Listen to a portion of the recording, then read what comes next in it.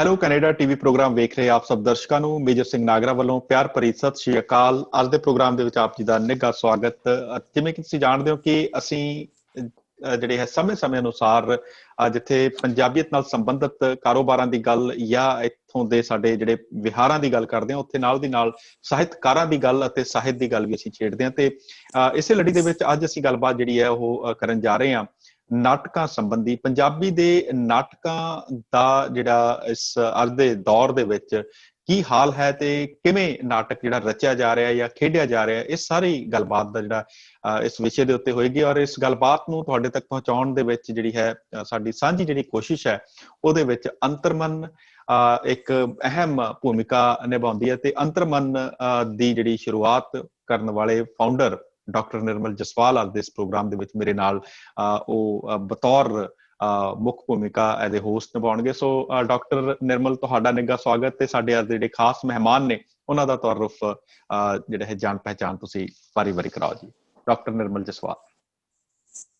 ਹਾਂਜੀ, ਇੱਥੋਂ good morning, ਨਮਸਕਾਰ ਤੇ ਸਤਿ ਸ੍ਰੀ ਅਕਾਲ। ਪਹਿਲਾਂ ਸਤਿ ਸ੍ਰੀ ਅਕਾਲ ਕਰਨਾ ਚਾਹੀਦਾ, ਪੰਜਾਬੀ ਦਾ ਪ੍ਰੋਗਰਾਮ ਹੈਗਾ। ਐਨੀਵੇ, ਜਿਸ ਤਰ੍ਹਾਂ ਮੇਰਾ ਆਪਣਾ Antarman international art and literature Canada ਤੇ ਇੰਡੀਆ ਵੱਲੋਂ ਮੈਂ ਸ਼ੁਰੂਆਤ ਕੀਤੀ ਸੀ ਡਾਕਟਰ ਆਪਣੇ ਮੇਜਰ ਨਾਗਰਾ ਜੀ ਨਾਲ ਮਿਲ ਕੇ। ਤੇ ਜਿਸ ਤਰ੍ਹਾਂ ਮੇਰਾ ਇੱਕ ਸਲੋਗਨ ਹੈ ਕਿ ਕੁਛ ਕਰ ਗੁਜ਼ਰਨੇ ਕੇ लिए ਮੌਸਮ ਨਹੀਂ ਮਨ ਚਾਹੀਏ। ਤੇ ਸਾਡਾ ਮਨ ਇਹ ਹੈ ਕਿ ਕਦੇ ਅਸੀਂ ਕਵਿਤਾ ਦੀ ਕਰਦੇ ਹਾਂ, ਕਦੇ ਕਹਾਣੀਆਂ ਦਾ, ਕਦੇ ਹੁਣ ਡਿਸਕਸ਼ਨ ਨਾਟਕ ਦੀ ਹੈ।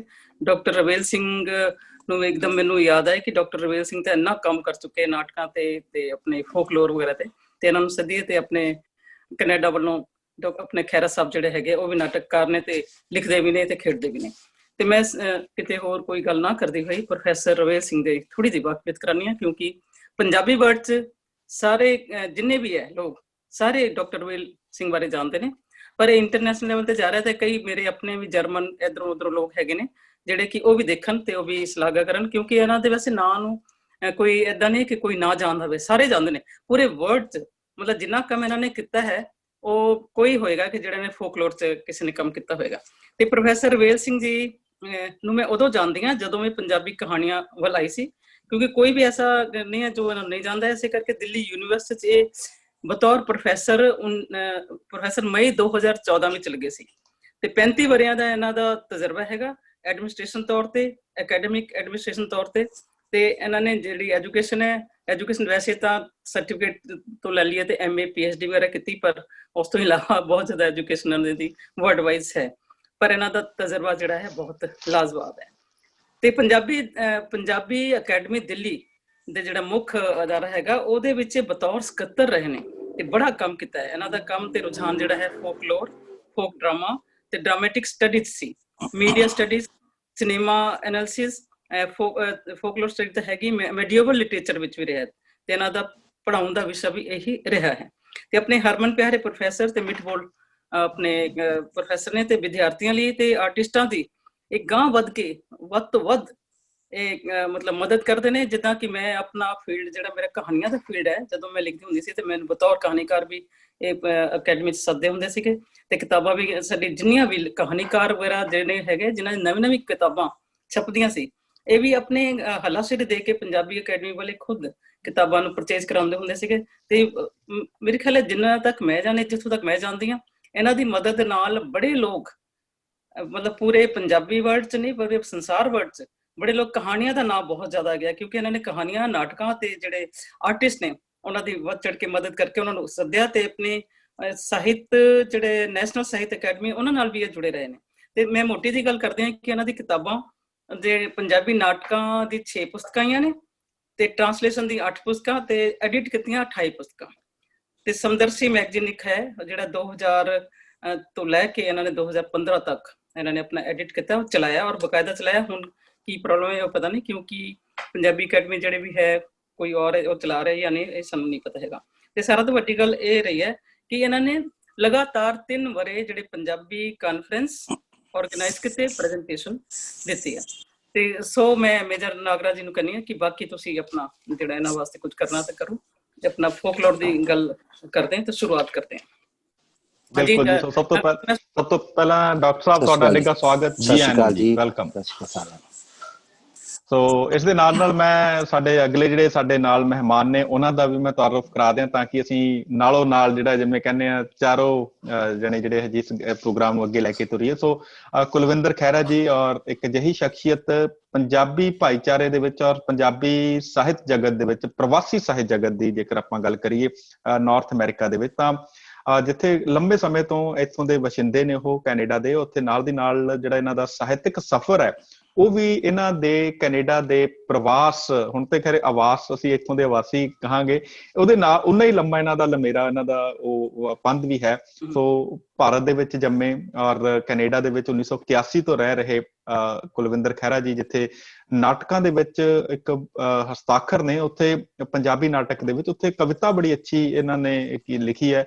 ਔਰ ਇਹਨਾਂ ਦਾ ਪਹਿਲਾ ਜਿਹੜਾ ਕਾਵਿ ਸੰਗ੍ਰਹਿ ਸੀ ਉਹ ਪੀੜ ਦੀ ਪ੍ਰਵਾਜ਼ 2000 ਦੇ ਵਿੱਚ ਛਪਿਆ ਸੀ, ਤੇ ਦੂਜੀ ਕਿਤਾਬ ਜਿਹੜੀ ਇਹਨਾਂ ਦੀ ਫਿਰ ਅੰਨੀਆਂ ਗਲੀਆਂ, ਉਹ ਨਾਟਕਾਂ ਦਾ ਨਾਟਕ ਸਨ ਜਿਹੜੇ ਉਹ 2007 ਦੇ ਵਿੱਚ ਆਏ ਔਰ ਆਈ ਕਿਤਾਬ। ਤੇ ਬਹੁਤ ਸਾਰੇ ਨਾਟਕ ਇਹਨਾਂ ਦੇ ਜਿਹੜੇ ਮੈਨੂੰ ਵੀ ਮੌਕਾ ਮਿਲਦਾ ਰਿਹਾ ਉਹਨਾਂ ਦੇ ਨਾਟਕਾਂ ਦੇ ਵਿੱਚ ਉਹਨਾਂ ਨੂੰ ਵੇਖਣ ਦਾ ਜਾਂ ਉਹਨਾਂ ਦੇ ਨਾਲ ਜੁੜਨ ਦਾ, ਜਿਵੇਂ ਸੁੱਚਾ ਸਿੰਘ ਕੈਨੇਡੀਅਨ, ਸੁਪਨੇ ਬਣੇ ਪ੍ਰੇਤ, ਗੋਲਡਨ ਟਰੀ, ਤੇ ਇਸੇ ਤਰ੍ਹਾਂ ਲਰੈ ਦੀਨ ਕੇ ਹੇਤ ਸ਼ਹੀਦ ਮੇਵਾ ਸਿੰਘ ਦੀ ਸ਼ਹਾਦਤ ਦੇ ਨਾਲ ਸੰਬੰਧਿਤ ਸੀ। ਤੇ ਮੈਂ ਗਵਾਹ ਹਾਂ ਜਿਹੜਾ ਕਿ ਸਰਾਭਾ, ਕਰਤਾਰ ਸਿੰਘ ਸਰਾਭੇ ਦੇ ਉੱਤੇ ਆਧਾਰਿਤ ਸੀ। ਤੇ ਇੱਕ ਇਹਨਾਂ ਨੇ adaptation, thank you mister ਗੁਲਾਡ the adaptation ਜਿਹੜੀ ਕੀਤੀ, ਉਹ ਜਿਨ ਪ੍ਰੇਮ ਕੀਓ। ਸੋ ਕੁਲਵਿੰਦਰ ਖਹਿਰਾ ਜੀ, ਤੁਹਾਡਾ ਵੀ ਨਿੱਘਾ ਸਵਾਗਤ, ਬਹੁਤ ਬਹੁਤ ਜੀ ਆਇਆਂ ਨੂੰ। ਥੈਂਕ ਯੂ ਜੀ, ਥੈਂਕ ਯੂ। ਹਾਂਜੀ, ਆਪਣੇ ਕੁਲਵਿੰਦਰ ਜੀ ਦਾ ਸਵਾਗਤ ਹੈ। ਤੇ ਆਪਣੇ ਇਹਨਾਂ ਨੇ ਇੱਕ ਜੋ ਵੀ ਨਾਗਰਾ ਸਾਹਿਬ ਨੇ ਦੱਸਿਆ ਸਾਰੇ ਦਰਸ਼ਕਾਂ ਨੂੰ ਪਤਾ ਵੀ ਹੈ, ਤੇ ਹੁਣ ਜਾਣਕਾਰੀ ਹੋਰ ਵੀ ਮਿਲੇਗੀ ਇਹਨਾਂ ਨੂੰ।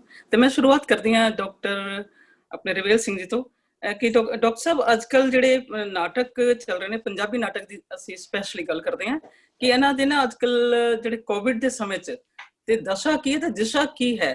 ਕਿਉਂਕਿ ਨਾਟਕਕਾਰ ਜਿਹੜੇ ਲਿਖ ਕੇ ਨਹੀਂ, ਬੋਲ ਕੇ ਨਹੀਂ, ਪਰ ਇਹ ਸਟੇਜੀ ਨਾਟਕ ਹੁੰਦੇ, ਸਾਡੀ ਕਹਾਣੀਆਂ ਹੋਣ, ਕੁਝ ਵੀ ਹੋਵੇ, ਨਾਟਕ ਹੋਣ, ਜੇ ਅਸੀਂ ਸਟੇਜ ਤੇ ਨਹੀਂ ਲਿਆਵਾਂਗੇ, ਦਰਸ਼ਕਾਂ ਤੱਕ ਨਹੀਂ ਪਹੁੰਚ ਕਰਾਂਗੇ, ਤੇ ਸਾਡੀ ਅਵਸਥਾ ਬੜੀ ਪ੍ਰੋਬਲਮ ਹੋ ਜਾਣੀ ਹੈ। ਤੇ ਇਹ ਪ੍ਰੋਬਲਮ ਨੂੰ ਅਸੀਂ ਕਿੱਦਾਂ ਸੋਲਵ ਕਰਿਆ? ਅੱਜ ਕੱਲ੍ਹ ਹੈ ਕਿ ਕਿਸ ਤਰ੍ਹਾਂ ਇਹ ਗੁਜ਼ਾਰਾ ਕਰ ਰਹੇ ਨੇ, ਕਿਸ ਤਰ੍ਹਾਂ ਇਹ ਦਰਸ਼ਕਾਂ ਤੱਕ ਪਹੁੰਚ ਰਹੇ ਨੇ? ਤਾਂ ਉਹਨਾਂ ਦੇ ਥੋੜੇ ਜਿਹੇ ਮਤਲਬ ਦੱਸੋ ਸਾਨੂੰ, ਅੱਜ ਕੱਲ੍ਹ ਮਤਲਬ ਇਹ ਦਰਸ਼ਕ ਕਿਸ ਤਰ੍ਹਾਂ ਹੈ? ਥੈਂਕ ਯੂ ਨਿਰਮਲ ਜੀ। ਪਹਿਲੇ ਤਾਂ ਮੇਰੀ ਖੁਸ਼ਕਿਸਮਤੀ ਆ ਕਿ ਮੈਂ ਨਿਰਮਲ ਜੀ ਤੁਹਾਡੇ ਨਾਲ, ਨਾਗਰਾ ਸਾਹਿਬ ਨਾਲ, ਖਹਿਰਾ ਸਾਹਿਬ ਨਾਲ ਬੈਠ ਕੇ ਅੱਜ ਪੰਜਾਬੀ ਨਾਟਕ ਬਾਰੇ, ਪੰਜਾਬੀ ਰੰਗਮੰਚ ਬਾਰੇ ਗੱਲਾਂ ਕਰ ਰਿਹਾ। ਜਿੱਥੋਂ ਤੱਕ ਪੈਂਡੈਮਿਕ ਦੇ ਵਿੱਚ ਨਾਟਕ ਦੀ ਦਸ਼ਾ ਤੇ ਦਿਸ਼ਾ ਦਾ ਸਵਾਲ ਹੈ, ਕਿਉਂਕਿ ਨਾਟਕ ਬਾਰੇ ਅਸੀਂ ਕਹਿੰਦੇ ਹਾਂ ਕਿ ਇੱਕ ਮਿਸ਼ਰਤ ਕਲਾ ਹੈ, ਇੱਕ ਬੜੀ ਜਟਿਲ ਕਲਾ ਹੈ, ਔਰ ਇਸ ਜਟਿਲ ਕਲਾ ਨੂੰ ਜਿਹੜੀ ਸਮੂਹਿਕ ਕਲਾ ਵੀ ਹੈ, ਔਰ ਇਹਦੇ ਵਿੱਚ ਸਮੂਹਿਕ ਕਲਾ ਸਿਰਫ ਲੇਖਕ ਵਾਸਤੇ, ਨਿਰਦੇਸ਼ਕ ਵਾਸਤੇ ਜਾਂ ਐਕਟਰਸ ਵਾਸਤੇ ਨਹੀਂ ਹੈ, ਕਿਉਂਕਿ ਇਹਦੇ ਵਿੱਚ ਸਮੂਹਿਕਤਾ ਹੀ ਮੇਜਰ ਜਿਹੜਾ ਇਸ਼ੂ ਹੁੰਦਾ ਹੈ, ਕਿ ਜੇ ਕਰਨ ਵਾਲੇ ਸਮੂਹ ਹੈਗੇ ਤਾਂ ਵੇਖਣ ਵਾਲੇ ਦਰਸ਼ਕਾਂ ਦਾ ਵੀ ਸਮੂਹ ਹੈ।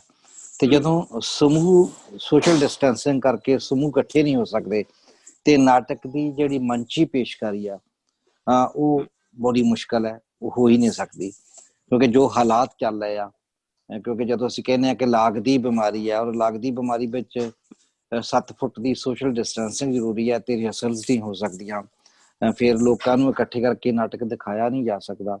ਸੋ ਨਾਟਕਕਾਰਾਂ ਨੂੰ ਤੇ ਨਿਰਦੇਸ਼ਕਾਂ ਨੂੰ ਨਵੇਂ ਦਿਸਹੱਦਿਆਂ ਦੀ ਤਲਾਸ਼ ਕਰਨੀ ਪਏਗੀ, ਨਵੇਂ ਜਿਹੜੇ ਆ ਟੂਲਸ ਲੱਭਣੇ ਪੈਣਗੇ, ਜਿਹੜੇ ਸਾਡੇ ਪਾਸ ਹੈਗੇ ਨੇ, ਮੌਜੂਦ ਨੇ, ਪਰ ਉਹਨਾਂ ਨੂੰ ਕਿਵੇਂ ਤੁਸੀਂ ਇਵੋਲਵ ਕਰਕੇ ਕਿਵੇਂ ਤੁਸੀਂ ਉਹਨਾਂ ਨੂੰ ਲਾਗੂ ਕਰੋਗੇ, ਇਹ ਦੇਖਣਾ ਪਏਗਾ। ਔਰ ਖਾਸ ਕਰਕੇ ਜਿਹੜਾ ਮੈਨੂੰ ਬਦਲ ਸਮਝ ਆ ਰਿਹਾ, ਕਿ ਇੱਕ ਤੇ ਬਦਲ ਇਹ ਆ ਕਿ ਅਸੀਂ ਔਨ ਕੈਮਰਾ ਸੋਲੋ ਪਲੇ ਕਰਕੇ ਦਿਖਾ ਦਈਏ, ਜਿੱਥੇ ਕਿ ਘਰ ਦੀ ਬੈਠਕ ਵਿੱਚ ਪਲੇ ਹੋ ਜਾਏ, ਜਾਂ ਫਿਰ ਜਦੋਂ ਥੋੜਾ ਜਿਹਾ ਖੁੱਲਦਾ ਹੈ ਤੇ ਉਦੋਂ ਇਹ ਹੋ ਸਕਦਾ ਹੈ ਕਿ ਤੁਸੀਂ ਜਿਹੜੇ ਬਹੁਤ ਇੱਕ ਪਾਤਰੀ ਜਾਂ 2 ਪਾਤਰੀ ਪਲੇ ਜਿਹਨਾਂ ਦੀ ਰਿਹਰਸਲ ਵਿੱਚ ਬਹੁਤੇ ਲੋਕ ਇਕੱਠੇ ਨਾ ਹੋ ਸਕਣ, ਤੇ ਉਹਨਾਂ ਪਲੇਸ ਦੀ ਤਿਆਰੀ ਹੋਵੇ, ਕਿਉਂਕਿ ਪਲੇ ਲਿਖਿਆ ਵੀ ਉਦਾਂ ਹੀ ਜਾਏਗਾ।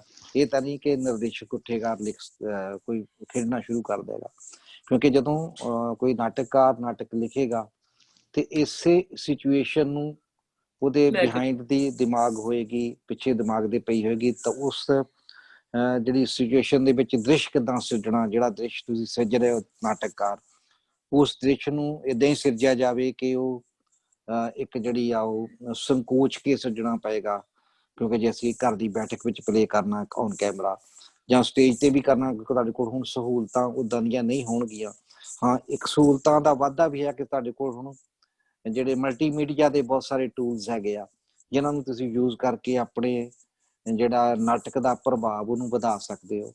ਸੋ ਇਸ ਤਰ੍ਹਾਂ ਦੇ ਕੁਛ ਨਵੇਂ ਟੂਲਸ ਵਰਤ ਕੇ, ਨਵੀਆਂ ਜਿਹੜੀਆਂ ਹੈਗੀਆਂ ਜੁਜ਼ਾਂ ਵਰਤ ਕੇ, ਨਵੇਂ ਤਰੀਕੇ ਵਰਤ ਕੇ, ਵਿਧੀਆਂ ਵਰਤ ਕੇ, ਆਪਾਂ ਇਹ ਤਾਂ ਨਹੀਂ ਕਹਿ ਸਕਦੇ ਕਿ ਨਾਟਕ ਖਤਮ ਹੋ ਜਾਏਗਾ। ਕਦੇ ਖਤਮ ਨਹੀਂ ਹੁੰਦਾ ਨਾਟਕ ਨੇ ਚੱਲਦਾ ਰਹਿਣਾ। ਔਰ ਇਹ ਤਾਂ ਕਿਹਾ ਜਾਂਦਾ ਕਿ ਬਹੁਤ ਸਾਰੇ ਉਦਾਹਰਨਾਂ ਸਾਡੇ ਕੋਲ ਪਈਆਂ ਕਿ ਸੰਕਟ ਦੇ ਵਿੱਚ ਵੀ ਅਦਾਕਾਰ ਸਟੇਜ ਤੇ ਰਹੇ ਆ, ਭਾਵੇਂ ਕਿ ਉਹਨਾਂ ਦੇ ਘਰਾਂ ਵਿੱਚ ਕਈ ਵਾਰ ਬਹੁਤ ਮੁਸ਼ਕਿਲਾਂ ਹੁੰਦੀਆਂ। ਤੇ ਇਸ ਸੰਕਟਮਈ ਸਮੇਂ ਵਿੱਚ ਨਾਟਕ ਦਾ ਰੋਲ ਵੀ ਬਹੁਤ ਜ਼ਿਆਦਾ, ਕਿਉਂਕਿ ਨਾਟਕ ਇੱਕ ਇਸ ਤਰ੍ਹਾਂ ਦੀ ਵਿਧਾ ਆ ਜਿਹਨੇ ਸਾਡੇ ਸੀਨਿਆਂ ਨੂੰ ਠੰਡ ਪਾਉਣੀ ਹੁੰਦੀ ਹੈ, ਜਿਹਨੇ ਸਾਨੂੰ ਡੁੱਬਦਿਆਂ ਨੂੰ ਸਹਾਰਾ ਦੇਣਾ ਹੁੰਦਾ ਹੈ। ਸੋ ਨਾਟਕ ਦਾ ਸਾਨੂੰ ਬਹੁਤ ਆਸਾਂ ਹੈ, ਬਹੁਤ ਉਮੀਦ ਹੈ, ਪਰ ਬਸ਼ਰਤੇ ਕਿ ਸਾਡੇ ਨਿਰਦੇਸ਼ਕ, ਸਾਡੇ ਨਾਟਕਕਾਰ ਉਹਨੂੰ ਨਵਿਆਂ ਤਰੀਕਿਆਂ ਨਾਲ, ਨਵੀਆਂ ਵਿਧੀਆਂ ਨਾਲ, ਨਵੇਂ ਟੂਲਸ ਨਾਲ ਉਹਨੂੰ ਖੇਡਣ ਦੀ ਕੋਸ਼ਿਸ਼ ਕਰਨ। ਤਾਂ ਪਰ ਡਾਕਟਰ ਸਾਹਿਬ, ਜਿਹੜੇ ਸੋਲੋ ਨਾਟਕ ਦੀ ਜਿਹੜੀ ਤੁਸੀਂ ਗੱਲ ਕੀਤੀ ਹੈ, ਜਿੱਦਾਂ ਹੁਣ ਮੇਰਾ ਇੱਕ ਨਾਟਕ ਰੇਤ ਦਾ ਰਿਸ਼ਤਾ, ਇੱਕੋ ਕੁੜੀ ਨੇ ਸੋਲੋ ਨਾਟਕ ਕੀਤਾ ਸੀ, ਬੜਾ ਕਮਾਲ ਦਾ ਕੀਤਾ। ਪਰ ਉਹਦੇ ਨਾਲ ਪ੍ਰੋਬਲਮ ਇਹ ਆਉਂਦੀ ਹੈ ਕਿ ਨਾਟਕਾਂ 'ਚ ਇੱਕੋ ਆਰਟਿਸਟ ਰਹਿ ਜਾਏਗਾ ਤੇ ਬਾਕੀ ਆਰਟਿਸਟ ਜਿਹੜੇ ਹੈ ਵਿਹਲੇ ਹੋ ਜਾਣਗੇ, ਤੇ ਬਹੁਤ ਪ੍ਰੋਬਲਮ ਹੈ, ਕਿਉਂਕਿ ਇਹਨਾਂ ਦਾ ਆਪਣਾ ਗੁਜ਼ਾਰਾ ਵੀ ਇਹਨਾਂ ਨਾਲ ਹੀ ਹੁੰਦਾ ਹੈ। ਮੈਂ ਆਪਣੇ ਚੰਡੀਗੜ੍ਹ ਮੈਂ ਬਿਲੋਂਗ ਕਰਦੀ ਹਾਂ। ਚੰਡੀਗੜ੍ਹ ਆਪਣਾ 16 ਸੈਕਟਰ ਸਟੇਜ ਹੈ ਸਾਡੀ ਕਲਾ ਭਵਨ ਦੇ, ਤੇ ਉੱਥੇ ਇੰਨੇ ਨਾਟਕ ਤੇ ਇੰਨੇ ਜ਼ਿਆਦਾ ਆਰਟਿਸਟ ਇਨਵੋਲਵ ਹੁੰਦੇ ਆ, ਤੇ ਪੈਸੇ ਵੀ ਉਹਨਾਂ ਦਾ ਹੈ, ਉਹਨਾਂ ਤੋਂ ਗੁਜ਼ਾਰਾ ਕਰਦੇ, ਰੋਟੀ ਰੋਜ਼ੀ ਉਹਨਾਂ ਤੋਂ ਚੱਲਦੀ ਆ। ਹੁਣ ਇੱਕੋ ਸੋਲੋ ਨਾਟਕ ਦੀ ਆਰਥਿਕਤਾ ਦਾ ਮਸਲਾ ਅਲੱਗ ਹੈ। ਪਹਿਲੇ ਤਾਂ ਆਪਾਂ ਨਾਟਕ ਦੀ ਦਸ਼ਾ ਤੇ ਦਿਸ਼ਾ ਦੀ ਗੱਲ ਕਰ ਰਹੇ ਸੀ। ਦੂਜਾ ਮਸਲਾ ਨਾਟਕ ਦੀ ਆਰਥਿਕਤਾ ਦਾ ਹੈ। ਆਰਥਿਕਤਾ ਜਿਹੜੀ ਹੈਗੀ ਆ ਉਹਦੇ ਮਸਲੇ ਆਪਣੇ ਆ, ਕਿਉਂਕਿ ਇਸ ਤਰ੍ਹਾਂ ਦਾ ਪੰਜਾਬੀ ਨਾਟਕ ਅਜੇ ਤੱਕ ਡਿਵੈਲਪ ਨਹੀਂ ਹੋਇਆ, ਸਵਾਈ ਇੱਕ ਦੋ ਗਰੁੱਪਸ ਤੇ। ਜੇ ਤੁਸੀਂ ਚੰਡੀਗੜ੍ਹ ਵਿੱਚ ਗੱਲ ਕਰੋ ਤਾਂ ਸਾਹਿਬ ਸਿੰਘ ਦਾ ਗਰੁੱਪ ਹੈ, ਜਾਂ ਸੰਗੀਤਾ ਗੁਪਤਾ ਦਾ ਗਰੁੱਪ ਹੈ, ਗਰੁੱਪ ਹੈ, ਜਾਂ ਅੰਮ੍ਰਿਤਸਰ ਵਿੱਚ ਕੇਵਲ ਧਾਲੀਵਾਲ ਦਾ ਗਰੁੱਪ ਹੈ, ਹਾਂ, ਜਾਂ ਫਿਰ ਤੁਸੀਂ ਬਠਿੰਡੇ ਵਿੱਚ ਅਚਲ ਕੀਰਤੀ ਕਿਰਪਾਲ ਕਰ ਰਿਹਾ। ਕੁਛ ਗਰੁੱਪ ਪੰਜਾਬ ਵਿੱਚ ਹੁਣ ਬੜੇ ਜਿਹੜੇ ਸੋਲੀ ਜਿਹਨਾਂ ਦੇ ਜਿਹੜੇ ਐਕਟਰਸ ਹੈਗੇ, ਜਿਹੜੇ ਲੋਕ ਰੋਟੀ ਖਾ ਰਹੇ ਆ ਥੀਏਟਰ ਦੇ ਵਿੱਚੋਂ। ਪਰ ਬਹੁਤੇ ਜਿਹੜੇ ਸਾਡੇ ਗਰੁੱਪ ਹੈਗੇ ਆ, ਮੰਡਲੀਆਂ, ਸ਼ੌਕੀਆ ਨਾਟ ਮੰਡਲੀਆਂ ਵਾਲਿਆਂ ਦੀ ਏਦਾਂ ਦੀ ਮਸਲੇ ਨਹੀਂ ਹੈਗੇ। ਉਹ ਸ਼ੌਕ ਨਾਲ ਕਰਦੇ ਆ, ਉਹਨਾਂ ਦੀ ਰੋਟੀ ਰੋਜ਼ੀ ਦੇ ਉਹਨਾਂ ਕੋਲ ਸਾਧਨ ਹੋਰ ਹੈਗੇ ਆ। ਔਰ ਉਸ ਵਾਸਤੇ ਮੇਰੇ ਖਿਆਲ ਹੈ ਕਿ ਜਿਹੜਾ ਆਰਥਿਕ ਦਾ ਮਸਲਾ ਤੇ ਨਾਟਕ ਦੀ ਦਸ਼ਾ ਤੇ ਦਿਸ਼ਾ ਦਾ ਮਸਲਾ, ਦੋ ਅਲੱਗ-ਅਲੱਗ ਮਸਲੇ ਆ, ਇਹਨਾਂ ਨੂੰ ਇਕੱਠੇ ਕਰਕੇ ਨਹੀਂ ਵੇਖਿਆ ਜਾ ਸਕਦਾ। ਚਲੋ ਜੁੜਾਵ ਤਾਂ ਹੈਗਾ ਨਾ। ਤੇ ਜਿਹੜੇ ਸਾਡੇ ਸਾਈਡ ਵਾਈਜ਼ ਜਿਹੜੇ ਫੋਕਲੋਰ ਦੇ ਨਾਲ ਚੱਲਦੇ ਆ, ਕਿ ਗੁੱਗਾ ਹੈ, ਨਕਲ, ਜਿਹੜੇ ਜੰਗਮ ਤੇ ਬਾਜ਼ੀਗਰ ਵਗੈਰਾ, ਉਹਨਾਂ ਦੀ ਪ੍ਰੋਬਲਮ ਤੇ ਇੰਨੀ ਨਹੀਂ ਹੋਣੀ ਹੈ, ਕਿਉਂਕਿ ਨੁੱਕੜ ਨਾਟਕ ਉਹਨਾਂ ਦੀ ਪ੍ਰੋਬਲਮ ਜ਼ਿਆਦਾ ਹੈ। ਉਹਨਾਂ ਦੀਆਂ ਪ੍ਰੋਬਲਮਸ ਬਹੁਤ ਜ਼ਿਆਦਾ ਨੇ, ਕਿਉਂਕਿ ਜਿਹੜੇ ਲੋਕ ਫੋਕ ਆਰਟਿਸਟ ਹੈਗੇ ਨੇ, ਜਿਹੜੇ ਲੋਕ ਆਰਟਿਸਟ ਹੈਗੇ, ਖਾਸ ਕਰਕੇ ਨਕਲੀਏ, ਭੰਡ ਜਿਹੜੇ ਲੋਕ ਇਹ ਨੇ, ਇਹਨਾਂ ਦਾ ਤਾਂ ਰੋਟੀ ਰੋਜ਼ੀ ਇਹ ਆ, ਇਹਨਾਂ ਦਾ ਤਾਂ ਮਸਲਾ ਹੀ ਹੈ ਕਿ ਇਹਨਾਂ ਨੇ ਤਾਂ ਰੋਟੀ ਇੱਥੋਂ ਖਾਣੀ ਆ। ਬਾਕੀ ਲੋਕ ਜਿਹੜੇ ਜੁੜੇ ਹੋਏ ਆ ਉਹ ਕੁਛ ਹੋਰ ਕਸਬ ਕਰਦੇ ਆ, ਉਹ ਨਾਟਕ ਨਾਲ ਜੁੜ ਗਏ। ਪਰ ਜਿਹੜੇ ਲੋਕ ਜਿਹੜੇ ਆਰਟਿਸਟ ਹੈਗੇ ਆ, ਫੋਕ ਕਲਾਕਾਰ ਹੈਗੇ ਆ, ਜਿਵੇਂ ਸਿੰਗਰਸ ਵੀ ਜਿਹੜੇ ਹੈਗੇ ਆ, ਉਹਨਾਂ ਦੀ ਵੀ ਮਸਲਾ ਤੇ ਹੈ ਕਿ ਜਦੋਂ ਅਖਾੜੀ ਨੇ ਲੱਗਣਗੇ, ਜਦੋਂ ਸਟੇਜਾਂ ਨਹੀਂ ਹੋਣਗੀਆਂ, ਤੇ ਰੋਟੀ ਦਾ ਮਸਲਾ ਤੇ ਸਭ ਲਈ ਬਣਿਆ ਹੋਇਆ। ਇਹ ਤੇ ਵਰਲਡ ਵਾਈਡ ਹੈ ਕਿ ਸਾਰੇ ਪ੍ਰੋਫੈਸ਼ਨਸ ਦੇ ਮਸਲੇ ਹੈਗੇ ਆ, ਉਹਦੇ ਵਿੱਚ ਨਾਟਕ ਦਾ ਵੀ ਇੱਕ ਮਸਲਾ ਹੈ। ਬਟ ਨਾਟਕ ਦੀਆਂ ਉਦਾਂ ਆਰਥਿਕਤਾ ਦੇ ਮਸਲੇ ਹੋਰ ਬੜੇ ਵੱਡੇ ਆ, ਕਿਉਂਕਿ ਨਾਟਕ ਅਜੇ ਤੱਕ ਪੰਜਾਬੀ ਦਾ ਸ਼ੌਕੀਆ ਹੀ ਹੈ। ਅਜੇ ਤੱਕ ਅਸੀਂ ਪ੍ਰੋਫੈਸ਼ਨਲ ਥੀਏਟਰ ਕਾਇਮ ਹੀ ਨਹੀਂ ਕਰ ਸਕੇ, ਕਿਉਂਕਿ ਸਾਡੇ ਪੰਜਾਬੀਆਂ ਦੇ ਸੁਭਾਅ ਵਿੱਚ ਹੈ ਨਹੀਂ ਕਿ ਅਸੀਂ ਟਿਕਟ ਲੈ ਕੇ ਨਾਟਕ ਵੇਖੀਏ। ਤਾਂ ਸਾਨੂੰ ਇਹ ਬੜੇ ਵੱਡੇ ਮਸਲੇ ਆ ਕਿ ਅਸੀਂ ਉਸ ਨਾਟਕ ਨੂੰ ਉਸ ਸਤਹ ਤੇ, ਉਸ ਪੱਧਰ ਤੇ ਅਜੇ ਤੱਕ ਨਹੀਂ ਲਿਜਾ ਸਕੇ ਕਿ ਉਹ ਅਸੀਂ ਪ੍ਰੋਫੈਸ਼ਨਲ ਥੀਏਟਰ ਵਾਂਗ ਉਹਨੂੰ ਖੜਾ ਕਰ ਸਕਦੇ। ਬਹੁਤ ਅੱਛੇ ਡਾਕਟਰ ਸਾਹਿਬ, ਤੁਸੀਂ ਬੜੀ ਵਧੀਆ ਗੱਲ ਕਹੀ। ਸੋ ਮੈਂ ਕੁਲਵਿੰਦਰ ਖਹਿਰਾ ਜੀ ਕੋਲੋਂ ਜਾਣਨਾ ਚਾਹਾਂਗਾ ਕਿ ਜਦੋਂ ਅਸੀਂ ਪ੍ਰਵਾਸ ਦੀ ਗੱਲ ਕਰਦੇ ਹਾਂ, ਵਿਦੇਸ਼ ਦੀ ਗੱਲ ਕਰਦੇ ਹਾਂ, ਤਾਂ ਵਿਦੇਸ਼ਾਂ ਦੇ ਵਿੱਚ ਜਿਹੜਾ ਹੈ ਜੀ ਉਹ ਕਿਵੇਂ ਜਿਹੜਾ ਨਾਟਕ ਹੈ ਉਹ ਜਿਹੜੀ ਸਾਰੇ ਦਰੋਮਦਾਰ ਨੂੰ ਦੇਖਦੇ ਹੋਏ ਉਹਦੇ ਬਾਰੇ ਥੋੜੀ ਚਾਨਣਾ ਪਾਓ ਕਿ ਇਹਦਾ ਇਤਿਹਾਸਕ ਪਿਛੋਕੜ, ਪੰਜਾਬੀ ਦਾ ਜਿਹੜਾ ਮਾਡਰਨ ਨਾਟਕ ਜਿਹੜਾ ਵਿਦੇਸ਼ਾਂ ਦੇ ਵਿੱਚ, ਕਿਉਂਕਿ ਤੁਸੀਂ ਇੰਨੇ ਲੰਬੇ ਸਮੇਂ ਤੋਂ ਇਸ ਦੇ ਨਾਲ ਜੁੜੇ ਹੋ, ਅੱਧੀ ਸਦੀ ਹੋ ਜਾਣੀ ਹੈ ਤੁਹਾਨੂੰ ਅਗਲੇ 10 ਸਾਲਾਂ ਦੇ ਵਿੱਚ। ਸੋ ਇਹਦੇ ਬਾਰੇ ਥੋੜੀ ਜਾਣਕਾਰੀ ਦਿਓ ਜੀ ਪਲੀਜ਼। ਜੀ ਮੈਂ ਥੋੜਾ ਜਿਹਾ ਇਹ ਵੀ ਐਡ ਕਰ ਦਿਆਂ ਕਿ ਇੱਥੇ ਆ ਕੇ ਜਿੱਥੇ ਮੈਂ ਆਪਣੇ ਪੰਜਾਬੀ ਸਾਹਿਤ ਦੇ ਨਾਲ ਜੁੜਿਆ, ਉੱਥੇ ਮੇਰੀ ਜਿਹੜੀ ਐਜੂਕੇਸ਼ਨ ਹੈ ਉਹ ਵੀ ਇੱਥੋਂ ਦੀ ਹੈ। ਔਰ ਮੈਂ ਯੂਨੀਵਰਸਿਟੀ ਆਫ ਟੋਰਾਂਟੋ ਤੋਂ ਜਿਹੜੀ BEd ਕੀਤੀ, ਜਿਹਦੇ ਵਿੱਚ ਮੇਰੇ ਮੇਜਰ ਸੋਸ਼ੀਓਲੋਜੀ ਔਰ ਇੰਗਲਿਸ਼ ਸੀ। ਇੰਗਲਿਸ਼ ਦੇ ਵਿੱਚ ਮੇਰਾ ਮੇਜਰ ਜਿਹੜਾ ਸੀ ਉਹ ਡਰਾਮਾ ਸੀਗਾ। ਇਸ ਕਰਕੇ ਕਾਫੀ ਡਰਾਮਾ ਪੜ੍ਹਨ ਦਾ ਮੌਕਾ ਮਿਲਿਆ, ਇੱਥੇ ਦੇਖਣ ਦੇ ਵੀ ਮੌਕੇ ਮਿਲਦੇ ਨੇ। ਔਰ ਪੰਜਾਬੀ ਨਾਟਕ ਜਿਹੜਾ ਮੈਨੂੰ ਲੱਗ ਰਿਹਾ ਕਿ ਕੈਨੇਡਾ ਦੇ ਵਿੱਚ ਕਾਫੀ ਜਿਹੜੀ ਉਹ ਪੈਰ ਆਪਦੇ ਫੜਦਾ ਜਾ ਰਿਹਾ ਸੀ, ਕਿਉਂਕਿ ਆਪਣੀ ਪਾਪੂਲੇਸ਼ਨ ਪੰਜਾਬੀ ਇੱਥੇ ਕਾਫੀ ਜ਼ਿਆਦਾ ਹੋ ਚੁੱਕੀ ਹੈ। ਸਾਡੇ ਟੋਰਾਂਟੋ ਦੇ ਵਿੱਚ 3-4 ਜਿਹੜੀਆਂ ਆਪਣੀ ਟੀਮਾਂ ਨੇ ਸਰਗਰਮ ਸਨ, ਹਾਂਜੀ, ਲੇਕਿਨ ਪ੍ਰੋਬਲਮ ਆਉਣ ਕਰਕੇ ਹੁਣ ਸਾਰਾ ਕੁਝ ਠੱਪ ਹੋ ਗਿਆ। ਲੇਕਿਨ ਡਾਕਟਰ ਸਾਹਿਬ ਨੇ ਬੜੀ ਵਧੀਆ ਗੱਲ ਕੀਤੀ ਕਿ ਇਸ ਦੇ ਨਾਲ ਸਾਨੂੰ ਨਵੇਂ ਰਸਤੇ ਵੀ ਜਿਹੜੇ ਵਿਖਾਈ ਦੇਣ ਲੱਗੇ ਨੇ, ਜਿਵੇਂ ਉਹਦੇ ਵਿੱਚ ਅਸੀਂ ਜਿਹੜਾ ਆਪਣੇ ਸੋਸ਼ਲ ਮੀਡੀਆ ਦੀ ਵਰਤੋਂ ਕਰਨ ਲੱਗੇ ਹਾਂ, ਜਿਵੇਂ ਪੰਜਾਬ ਦੇ ਵਿੱਚ ਕੀਤੀ ਗਈ ਹੈ ਪਿਛਲੇ ਦਿਨਾਂ ਦੇ ਵਿੱਚ। ਔਰ ਉਹਦੇ ਵਿੱਚ ਜਿਹੜੀ ਸਾਡੀ ਅਸਲੀ ਪੰਜਾਬੀ ਆਰਟ ਐਸੋਸੀਏਸ਼ਨ ਹੈ ਉਹ ਬੜੇ ਵੱਡੇ ਪੱਧਰ ਤੇ ਉਹਦੇ ਵਿੱਚ ਜਿਹੜਾ ਕੰਮ ਕਰ ਰਹੀ ਹੈ। ਦੂਸਰੀਆਂ ਟੀਮਾਂ ਜਿਹੜੀਆਂ ਹਾਲੇ ਭਾਵੇਂ ਸਰਗਰਮ ਨਹੀਂ ਹੋਈਆਂ, ਪਰ ਮੈਨੂੰ ਇੰਨਾ ਜ਼ਰੂਰ ਹੈ ਕਿ ਇਹਦੇ ਨਾਲ ਉਹਨਾਂ ਨੂੰ ਇੱਕ ਨਵਾਂ ਰਸਤਾ ਦਿਸ ਰਿਹਾ ਹੈ ਜਿਹਦੇ ਨਾਲ ਅਸੀਂ ਆਪਣੇ ਜਿਹੜੀ ਉਹ ਖੇਡ ਸਕਦੇ ਹਾਂ। ਦੂਸਰੀ ਗੱਲ ਜਿਹੜੀ ਡਾਕਟਰ ਸਾਹਿਬ ਸੋਲੋ ਪਲੇ ਦੀ ਕਰ ਰਹੇ ਸੀਗੇ, ਉਹ ਸੋਲੋ ਪਲੇ ਵੀ ਬੜਾ ਵਧੀਆ ਤਰੀਕੇ ਨਾਲ ਹੋ ਸਕਦਾ ਹੈ, ਕਿਉਂਕਿ ਸਾਡੇ ਇੱਥੇ ਜਸਪਾਲ ਢਿੱਲੋਂ ਨੇ ਵੀ ਉਹ ਕੋਸ਼ਿਸ਼ ਕੀਤੀ, 1-2 ਨਾਟਕ ਕੀਤੇ ਨੇ। ਲੇਕਿਨ ਇੰਡੀਆ ਦੇ ਵਿੱਚੋਂ ਜਿਹੜੀਆਂ ਟੀਮਾਂ ਸਾਡੇ ਲਈ ਜਿਹੜੇ ਰਾਹ ਦਸੇਰਾ ਬਣਦੀਆਂ ਨੇ, ਜਿਨ੍ਹਾਂ ਵਿੱਚ ਅਨੀਤਾ ਸ਼ਬਦੀਸ਼ ਹੈ, ਆਪਣੇ ਸੈਮੂਅਲ ਹੈ, ਜੌਨ ਸੈਮੂਅਲ ਹੈ, ਉਹਨਾਂ ਨੇ ਨਾਟਕ ਕੀਤੇ ਨੇ ਸੋਲੋ। ਇਸੇ ਤਰ੍ਹਾਂ ਹੀ ਅੰਮ੍ਰਿਤਸਰ ਦੀਆਂ ਟੀਮਾਂ ਨੇ ਨਾਟਕ ਕੀਤੇ ਨੇ, ਜਿਨ੍ਹਾਂ ਤੋਂ ਸਾਨੂੰ ਲੱਗਦਾ ਹੈ ਕਿ ਇਹ ਕੰਮ ਹੋ ਸਕਦਾ ਹੈ ਪੰਜਾਬੀ ਦੇ ਵਿੱਚ ਵੀ। ਸਾਡੇ ਕੋਲੇ ਸਮਰੱਥ ਜਿਹੜੇ ਡਾਕਟਰ ਨੇ। ਲੇਕਿਨ ਕੈਨੇਡਾ ਦੇ ਵਿੱਚ ਪਹਿਲਾਂ ਤੋਂ ਹੀ ਮੁਸ਼ਕਲ ਰਹੀ ਹੈ ਕਿ ਭਾਵੇਂ ਸਾਡੇ ਨਾਟਕ, ਖੁਦ ਮੇਰੇ ਨਾਟਕ ਵੀ ਕਹੀਏ ਤੇ ਅਸੀਂ ਬਹੁਤ ਸਾਰੇ ਪਾਤਰ ਸਾਨੂੰ ਲੈਣੇ ਪੈਂਦੇ ਨੇ, ਪਰ ਹੁਣ ਇਹ ਸੋਚਿਆ ਜਾ ਰਿਹਾ ਸੀ ਪਿਛਲੇ ਕੁਝ 1 ਸਾਲਾਂ ਤੋਂ ਕਿ ਜਿਹੜੇ ਵੱਧ ਤੋਂ ਵੱਧ ਪਾਤਰ ਨੇ ਉਹ 3-4 ਪਾਤਰ ਲੈ ਕੇ ਨਾਟਕ ਲਿਖੇ ਜਾਣ, ਜਿਹਦੇ ਵਿੱਚ ਸਾਨੂੰ ਮੁਸ਼ਕਲਾਂ ਨਾ ਆਉਣ। ਕਿਉਂਕਿ ਡਾਕਟਰ ਸਾਹਿਬ ਦੇ ਕਹਿਣ ਅਨੁਸਾਰ ਮੁਸ਼ਕਲ ਇੱਥੇ ਵੀ ਜਿਹੜੀ ਹੈ, ਸਾਡਾ ਨਾਟਕ ਸ਼ੌਕੀ ਹੈ, ਸਾਨੂੰ ਕਈ ਵਾਰੀ ਪੱਲੇ ਵੀ ਪਾਉਣੇ ਪੈਂਦੇ ਨੇ, ਰਿਹਰਸਲ ਲਈ ਟਾਈਮ ਹੈ ਜਿਹੜਾ, ਉਹਨਾਂ ਲਈ ਵੀ ਸਾਨੂੰ ਕੋਈ ਖਰਚਾ ਨਹੀਂ ਮਿਲਦਾ। ਇਸ ਕਰਕੇ ਪਾਤਰ ਜਿਹੜੇ ਸਾਡੇ ਅਦਾਕਾਰ ਨੇ ਉਹਨਾਂ ਨਾਲ ਜੁੜਨਾ ਵੀ ਥੋੜਾ ਜਿਹਾ ਮੁਸ਼ਕਲ ਹੋ ਜਾਂਦਾ। ਇਸ ਲਈ ਪਹਿਲਾਂ ਤੋਂ ਹੀ ਇਹ ਗੱਲ ਚੱਲ ਰਹੀ ਸੀ ਕਿ ਥੋੜੇ ਪਾਤਰ ਲੈ ਕੇ ਨਾਟਕ ਲਿਖਿਆ ਜਾਵੇ, ਤੇ ਸ਼ਾਇਦ ਜਿਹੜਾ ਸਾਡੇ ਲੇਖਕ ਨੇ ਜਾਂ ਜਿਹੜੇ ਸਾਡੇ ਨਿਰਦੇਸ਼ਕ ਨੇ ਉਹ ਇਸ ਪਾਸੇ ਨੂੰ ਵਧਣਗੇ ਕਿ ਜੇ ਸੋਲੋ ਨਹੀਂ ਕਰ ਸਕਦੇ ਤੇ ਘੱਟੋ ਘੱਟ ਜਿਹੜੇ 2-4 ਪਾਤਰ ਲੈ ਕੇ ਹੀ ਨਾਟਕ ਖੇਡਿਆ ਜਾਵੇ। ਬਹੁਤ ਅੱਛੇ ਕੁਲਵਿੰਦਰ ਭਾਜੀ। ਔਰ ਮੈਂ ਆਪਣੇ ਦਰਸ਼ਕਾਂ ਨੂੰ ਦੱਸਦੇ ਹਾਂ ਕਿ ਅਸੀਂ ਇੱਕ ਛੋਟੀ ਜਿਹੀ ਬ੍ਰੇਕ ਲਈ ਰੁਕ ਰਹੇ ਹਾਂ, ਔਰ ਬ੍ਰੇਕ ਤੋਂ ਬਾਅਦ ਅਸੀਂ ਇਸੇ ਵਿਸ਼ੇ ਨੂੰ ਅੱਗੇ ਤੋਰਾਂਗੇ ਔਰ ਜਾਣਾਂਗੇ ਸਾਡੇ ਅੱਜ ਦੇ ਖਾਸ ਮਹਿਮਾਨਾਂ ਕੋਲੋਂ ਕਿ ਨਾਟਕ ਜਿਹੜਾ ਹੈ ਜੀ, ਇਸ ਦੀ ਪੈਟਰੋਨੇਜ ਦੀ ਗੱਲ ਔਰ ਨਾਟਕ ਦਾ ਜਿਹੜਾ ਫਿਊਚਰ ਹੈ, ਭਵਿੱਖ ਜਿਹੜਾ ਨਾਟਕ ਦਾ, ਇਹਦੇ ਬਾਰੇ ਗੱਲ ਕਰਾਂਗੇ। ਤੋਂ ਵਾਪਸ ਆਉਂਦੇ ਇੱਕ ਛੋਟੀ ਜਿਹੀ ਬ੍ਰੇਕ ਤੋਂ ਬਾਅਦ। ਸੋ ਤੁਸੀਂ ਵੇਖਦੇ ਰਹੋ ਅੰਤਰਮਨ ਅਤੇ ਹੈਲੋ ਕੈਨੇਡਾ ਦੀ ਇਹ ਪੇਸ਼ਕਸ਼, ਅੱਜ ਦਾ ਇੱਕ ਖਾਸ ਪ੍ਰੋਗਰਾਮ।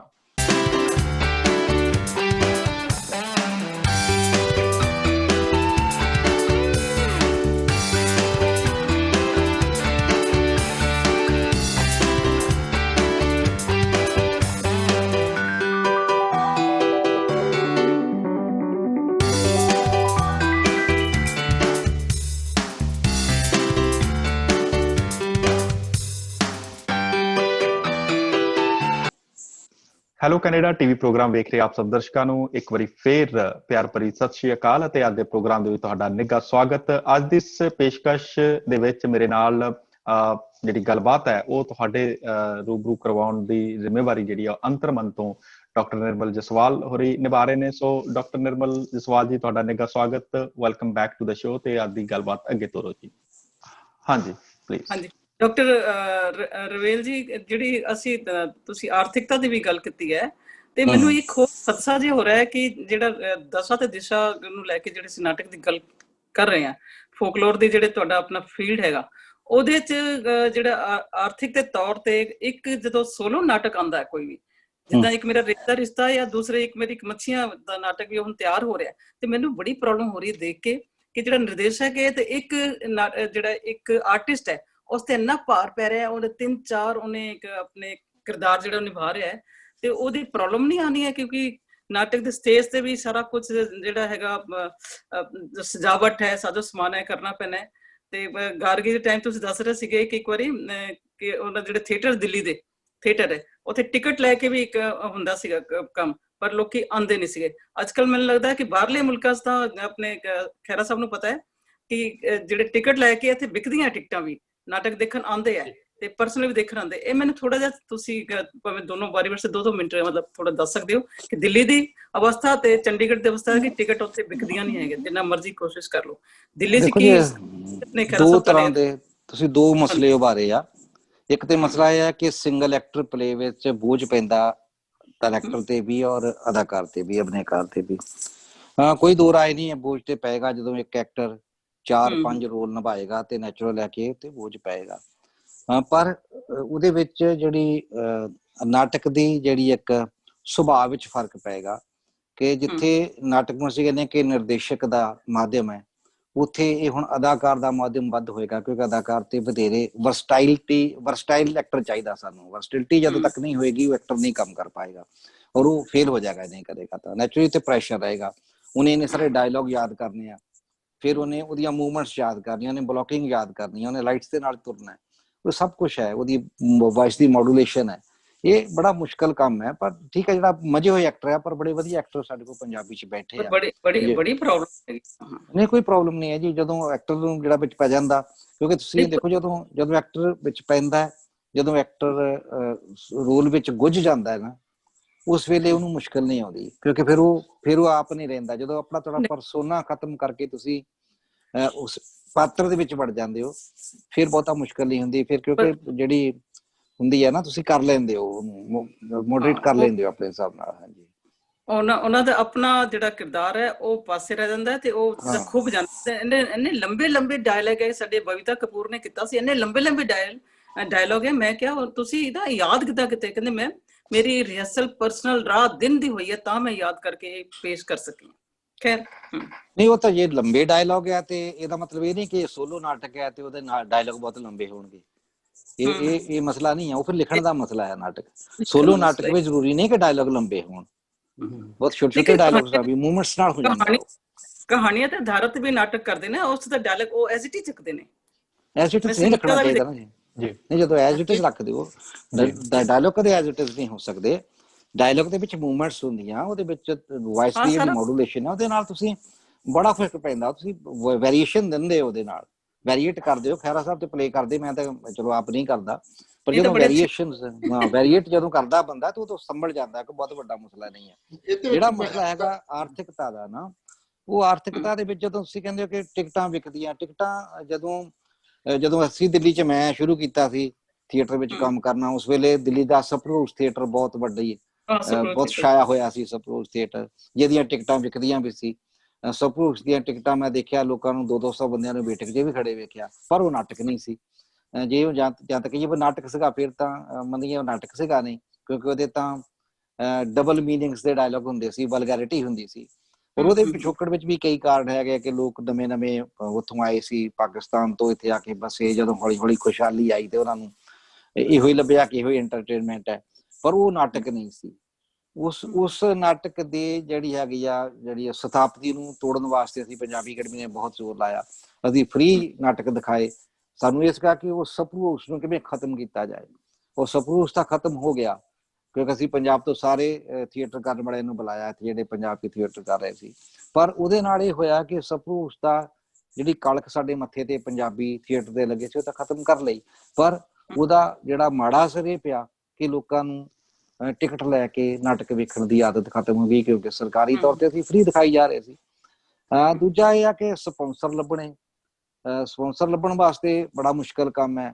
ਜਿਹੜਾ ਨਿਰਦੇਸ਼ਕ ਸਪਾਂਸਰ ਲੱਭਣ ਵਿਚਾਰਾ ਜਾਏਗਾ ਤੇ ਉਹ ਆਪਣੀ ਨਾਟਕ ਦੀ ਕਲਾ ਤੇ ਕਿੰਨਾ ਕੁ ਧਿਆਨ ਦੇਗਾ, ਉਹਦੇ ਰਸਿਆਂ 'ਚ ਕਿੰਨਾ ਕੁ ਮਨ ਲੱਗੇਗਾ। ਉਹ ਵਿਚਾਰਾ ਜਾਂ ਤੇ ਪੈਸੇ ਇਕੱਠੇ ਕਰੇਗਾ ਤੇ ਜਾਂ ਉਹ ਰਿਹਰਸਲਾਂ ਕਰਵਾਏਗਾ। ਫਿਰ ਜਾਂ ਤੁਹਾਡੇ ਕੋਲ ਦੂਜਾ ਮਸਲਾ ਹੁੰਦਾ ਕਿ ਜਿਹੜਾ ਤੁਸੀਂ ਕਾਰਪੋਰੇਟ ਸੈਕਟਰ ਤੋਂ ਤੁਹਾਨੂੰ ਕਈ ਵਾਰ ਇਸ਼ਤਿਹਾਰ ਮਿਲ ਜਾਂਦੇ ਆ, ਪਰ ਉਹ ਵੀ ਹੁਣ ਇੰਨਾ ਆਸਾਨ ਕੰਮ ਨਹੀਂ ਹੈਗਾ। ਜਾਂ ਫਿਰ ਸਰਕਾਰੀ ਪੈਟਰਨੇਜ ਹੈ। ਸਰਕਾਰੀ ਪੈਟਰਨੇਜ ਦਾ ਵੀ ਮਸਲਾ ਇਹ ਆ ਕਿ ਜਿੱਦਾਂ ਦਿੱਲੀ ਦੀ ਪੰਜਾਬੀ ਅਕੈਡਮੀ ਅਸੀਂ ਤਾਂ ਬਹੁਤ ਪੈਟਰਨੇਜ ਦਿੱਤੀ ਹੈ, ਪਰ ਹੁਣ ਜਿਹੜਾ ਨਾਟਕ ਖੇਡਣਾ ਉਹ ਤਲਵਾਰ ਦੀ ਧਾਰ ਤੇ ਤੁਰਨ ਵਾਂਗ ਆ। ਕਿਉਂਕਿ ਇਸ ਵੇਲੇ ਦਿੱਲੀ ਦੇ ਵਿੱਚ ਥੀਏਟਰ ਦਾ ਕਿਰਾਇਆ 4 ਘੰਟੇ ਦਾ 1 ਲੱਖ ਰੁਪਇਆ ਕਿਰਾਇਆ ਥੀਏਟਰ ਦਾ। ਫਿਰ ਉਹਦੀ ਪ੍ਰੋਡਕਸ਼ਨ ਦੇ ਖਰਚੇ ਆ, ਉਹਦੀ ਪ੍ਰੋਪਰਟੀਜ਼ ਦੇ ਖਰਚੇ ਆ, ਕਾਸਟਿਊਮਸ ਦੇ ਖਰਚੇ ਆ।